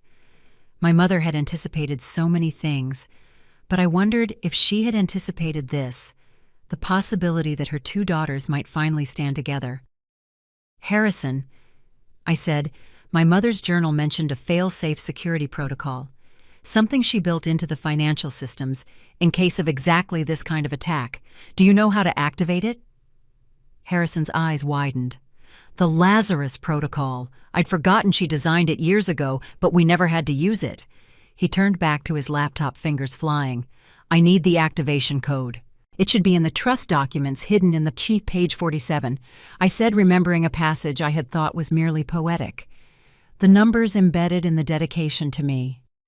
3 minutes later, the red warnings on the screens began to disappear, replaced by green confirmation messages. The cyber attack had been stopped. My mother's fail-safe, dormant for 14 years, had activated exactly as she designed it, locking down every account, reversing unauthorized transactions, and tracing the attack back to its source. She really did think of everything. Harrison murmured something like awe in his voice. I left him to secure the systems and went to find my father. He was in the medical bay, lying on a narrow bed, while one of the crew monitored his vital signs. The stress of the evening had triggered a minor stroke, nothing life-threatening, the medic assured me, but enough to leave him weakened and disoriented. He looked small in that bed, diminished. The commanding patriarch who had terrorized my childhood had become a frail old man stripped of power and pretense. "Monica." His voice was slurred, his eyes unfocused. I'm sorry for everything." I sat beside him, feeling nothing, no anger, no satisfaction, no grief, just emptiness. "Why?" I asked. "Why did you hate us so much?" "I didn't hate you. I hated myself." Tears leaked from the corners of his eyes. "Eleanor was everything I wanted to be, brilliant, successful, respected. And every time I looked at you, I saw her. I saw everything I would never be." His hand trembled as he reached for mine. "I allied with Arthur because he promised me power. He promised I would finally be the one in control, but I was never in control. I was just another puppet." My phone buzzed, Victoria's name on the screen. "Arthur is making his final move," she said when I answered. "He's filing lawsuits tomorrow morning claiming your mother was mentally incompetent when she created the trust. If he succeeds, everything reverts to your father's control, which means Arthur's control. We have 12 hours. The next 12 hours were the longest of my life. While Arthur Prescott's lawyers prepared their assault on my inheritance, I prepared my defense not in a courtroom, but in the court of public opinion. Victoria's connections proved invaluable. Within hours, she had arranged a press conference at the Boston Harbor Hotel, notifying every major news outlet that Monica Campbell, heir to the Mitchell Properties fortune, would be making a statement of national significance. The promise of scandal drew journalists like sharks to blood. Harrison worked through the night, organizing the evidence into an irrefutable narrative. The audio recordings from my mother's USB drive, the medical records showing her systematic poisoning, the financial documents tracing Arthur's theft of assets from both my mother's company and Victoria's, and Amelia's recordings capturing Arthur explicitly discussing his plans to destroy me. At 8 o'clock in the morning, Arthur filed his lawsuit. His lawyers presented psychiatric evaluations, claiming my mother had suffered from severe paranoid delusions during the year she established the trust. They produced witnesses, doctors, and business associates who swore under oath that Eleanor Campbell had been mentally incompetent, that her decisions during that period should be considered invalid. It was an impressive fabrication built on forged documents and purchased testimony. At 9 o'clock, I walked into the press conference. The room was packed with reporters, cameras, microphones bristling like weapons pointed in my direction. I saw skepticism on many faces, another rich family squabbling over money, another heir crying foul when the inheritance didn't go her way. They expected drama. They had no idea what I was about to give them. "My name is Monica Campbell." I began, my voice steady, despite the fear churning in my stomach. "This morning, a man named Arthur Prescott filed a lawsuit claiming my mother was mentally incompetent when she established the trust that protects my inheritance. He's lying, and I have proof. I nodded to Harrison, who began playing the audio recordings through the conference room's speaker system. Arthur's voice filled the space, discussing his manipulation of my mother and Victoria Lane, his plans to seize their combined empires, his casual ordering of my mother's death. The journalist's skepticism transformed into shock, then into the hungry alertness of predators scenting prey. These recordings were made by my mother in the months before her death, I continued. She knew she was being murdered. She knew Arthur Prescott was responsible. And she hid this evidence where only I would find it trusting that someday I would be strong enough to expose the truth. Emilia stepped forward to stand beside me, a gesture that surprised even me, though we had discussed it the night before. Her presence sent a ripple of murmurs through the crowd. "My name is Emilia Campbell," she said, her voice trembling but determined. "I'm Monica's sister, and until recently I was helping Arthur Prescott try to steal her inheritance." She paused, letting the admission sink in.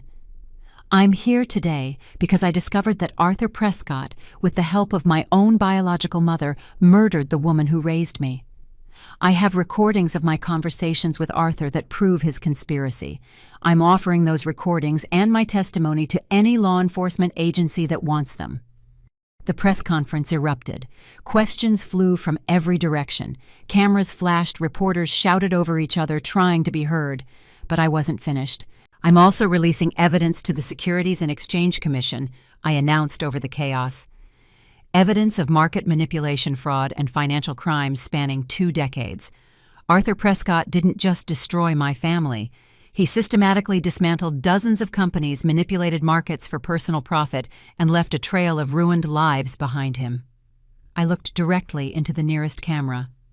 "Mr. Prescott, if you're watching this, is what justice looks like. Not revenge, not cruelty, just truth exposed to the light." The aftermath unfolded with the inevitability of an avalanche. By noon, federal investigators had obtained emergency orders freezing Arthur Prescott's assets pending investigation. By evening, 3 of the witnesses who had testified to my mother's mental incompetence had recanted, admitting they had been paid to lie. By the following morning, Arthur's lawsuit had been dismissed, and he was facing criminal charges for fraud, conspiracy, witness tampering, and a dozen other offenses that carried sentences measured in decades. I watched the news coverage from the Yacht's main salon, surrounded by the people who had helped me survive the longest night of my life. Victoria sat in a corner, her expression unreadable as she watched the empire of the man who had manipulated her for years crumble to dust. Mrs. Hawthorne had called from her hospital bed, her voice weak but triumphant, to congratulate me on achieving what she and my mother never could. Even Emilia was there, sitting apart from the others, still uncertain of her place in this new reality we were building. Harrison appeared at my elbow, holding an envelope I hadn't seen before. It was old, the paper yellowed with age, bearing my mother's handwriting on the front. "For Monica to be opened only when you win." "Your mother gave this to me the same day she gave me the USB drive," Harrison said quietly. "She made me promise not to deliver it until Arthur Prescott had been defeated. She believed you would win Monica. Even when she was dying, even when everything seemed hopeless, she believed in you." I took the envelope with trembling hands, feeling the weight of my mother's faith pressing against my palm. Whatever was inside it represented her final message, the last words she would ever speak to the daughter she had sacrificed everything to protect. I wasn't ready to open it. Not yet. Not in front of all these people with cameras still rolling and reporters still calling for statements. "Thank you, Harrison," I said. "I'll read it when I'm alone." He nodded, understanding. "Take your time. You've earned that much." I waited until the yacht was quiet, until the reporters had gone, and the lawyers had departed, and even Victoria had retreated to her own vessel. Only then, standing alone on the deck beneath a canopy of stars, did I allow myself to open my mother's final letter. The paper was fragile with age, the ink slightly faded, but her handwriting was unmistakable, those elegant loops and careful strokes that I remembered from childhood birthday cards and encouraging notes tucked into my school lunches. "My darling Monica," she wrote, "if you're reading this, then you've won. You've defeated Arthur Prescott and reclaimed everything he tried to steal. You've proven yourself stronger, smarter, and braver than I ever was. I am so proud of you, prouder than any words could ever express. You don't need to be like me. You only need to be yourself. And that self, my beautiful daughter, is magnificent." The tears came then, tears I had been holding back for 14 years through exile and struggle, and the long, lonely process of rebuilding myself from nothing. They weren't tears of sadness, though grief was part of them. They were tears of release, of healing, of finally allowing myself to feel the love my mother had poured into every hidden document, every secret account, every carefully laid plan. She had believed in me when I couldn't believe in myself. She had prepared for my victory, even as she faced her own defeat. And somehow, impossibly, her faith had been justified. I stayed on the deck as the hours passed, watching the stars fade and the eastern sky begin to lighten. By the time dawn approached, I had made a decision, one that felt right, in a way nothing had felt right since the night I was thrown out of my childhood home. I would transform my mother's empire into something new. The Mitchell Properties fortune, built through decades of work and nearly destroyed by greed and betrayal, would become the foundation for a different kind of legacy. I would create an organization dedicated to helping women who had suffered. What my mother suffered, family abuse, financial manipulation, the systematic destruction of their confidence and independence. The pain that had created this wealth would now be channeled into healing. It was revenge transformed into redemption. It was the ending my mother deserved. The first rays of sunlight broke over the horizon, painting the ocean in shades of gold and rose. I stood at the railing, breathing in the salt air, feeling lighter than I had in years. Behind me I heard footsteps on the deck, soft, measured, familiar, in a way I couldn't immediately place. "I always knew you would win." The voice stopped my heart. I turned slowly, afraid to believe what I was hearing, certain that grief and exhaustion had finally broken something in my mind. But the woman standing before me was no hallucination. She was older than I remembered. Silver-haired now, her face lined with years of hiding her frame, thinner than the mother who had tucked me into bed as a child. But her eyes were the same, those warm, intelligent, loving eyes that I had inherited, that I saw every time I looked in a mirror. "Mom?" The word came out as a whisper. Eleanor Campbell, alive, aged but whole, opened her arms, and I fell into them like a child, sobbing against her shoulder, 14 years of grief and longing and desperate hope pouring out of me in a flood I couldn't control. "How?" I managed. "The death certificate, the funeral. All arranged," she murmured into my hair. "Arthur was going to kill me. The only way to survive was to let him think he had succeeded. Mrs. Hawthorne helped me disappear. I've been watching you ever since, Monica. Watching you grow, watching you struggle, watching you become the woman I always knew you could be." I pulled back to look at her face, needing to see her to confirm she was real. "Why didn't you tell me all those years I thought you were dead?" My mother cupped my face in her hands, her eyes glistening with tears of her own. "Because you needed to become powerful on your own. If I had revealed myself, Arthur would have found us both, and you wouldn't have discovered your own strength." She smiled, that warm, radiant smile I remembered from childhood. "But you did, my darling. You became more than I ever dreamed." We stood together as the sun rose fully over the ocean. Mother and daughter reunited at last. The yacht began to move, carrying us toward the horizon, toward a future neither of us could have imagined. As the sun rose over the Atlantic that morning, I realized something profound. The woman I had become was not shaped by the fortune I inherited or the enemies I defeated. I was shaped by every moment of struggle, every tear shed in lonely apartments, every time I chose to stand up when the world told me to stay down. My mother watched me from across the deck, her eyes filled with 14 years of unspoken love. She had sacrificed everything, her identity, her freedom, her chance to watch her daughter grow so that I could become strong enough to save myself. That is the truest form of love a mother can give. Arthur Prescott now sits in a federal detention center awaiting trial on charges that will keep him imprisoned for the rest of his natural life. Victoria Lane and I will never be friends, but we have found an unexpected peace, two women who finally understand that we were never really enemies, just pawns manipulated by a master who saw our strength as a threat. Emilia calls me every Sunday now. We are learning to be sisters slowly, carefully building something real from the ashes of lies we were both raised on.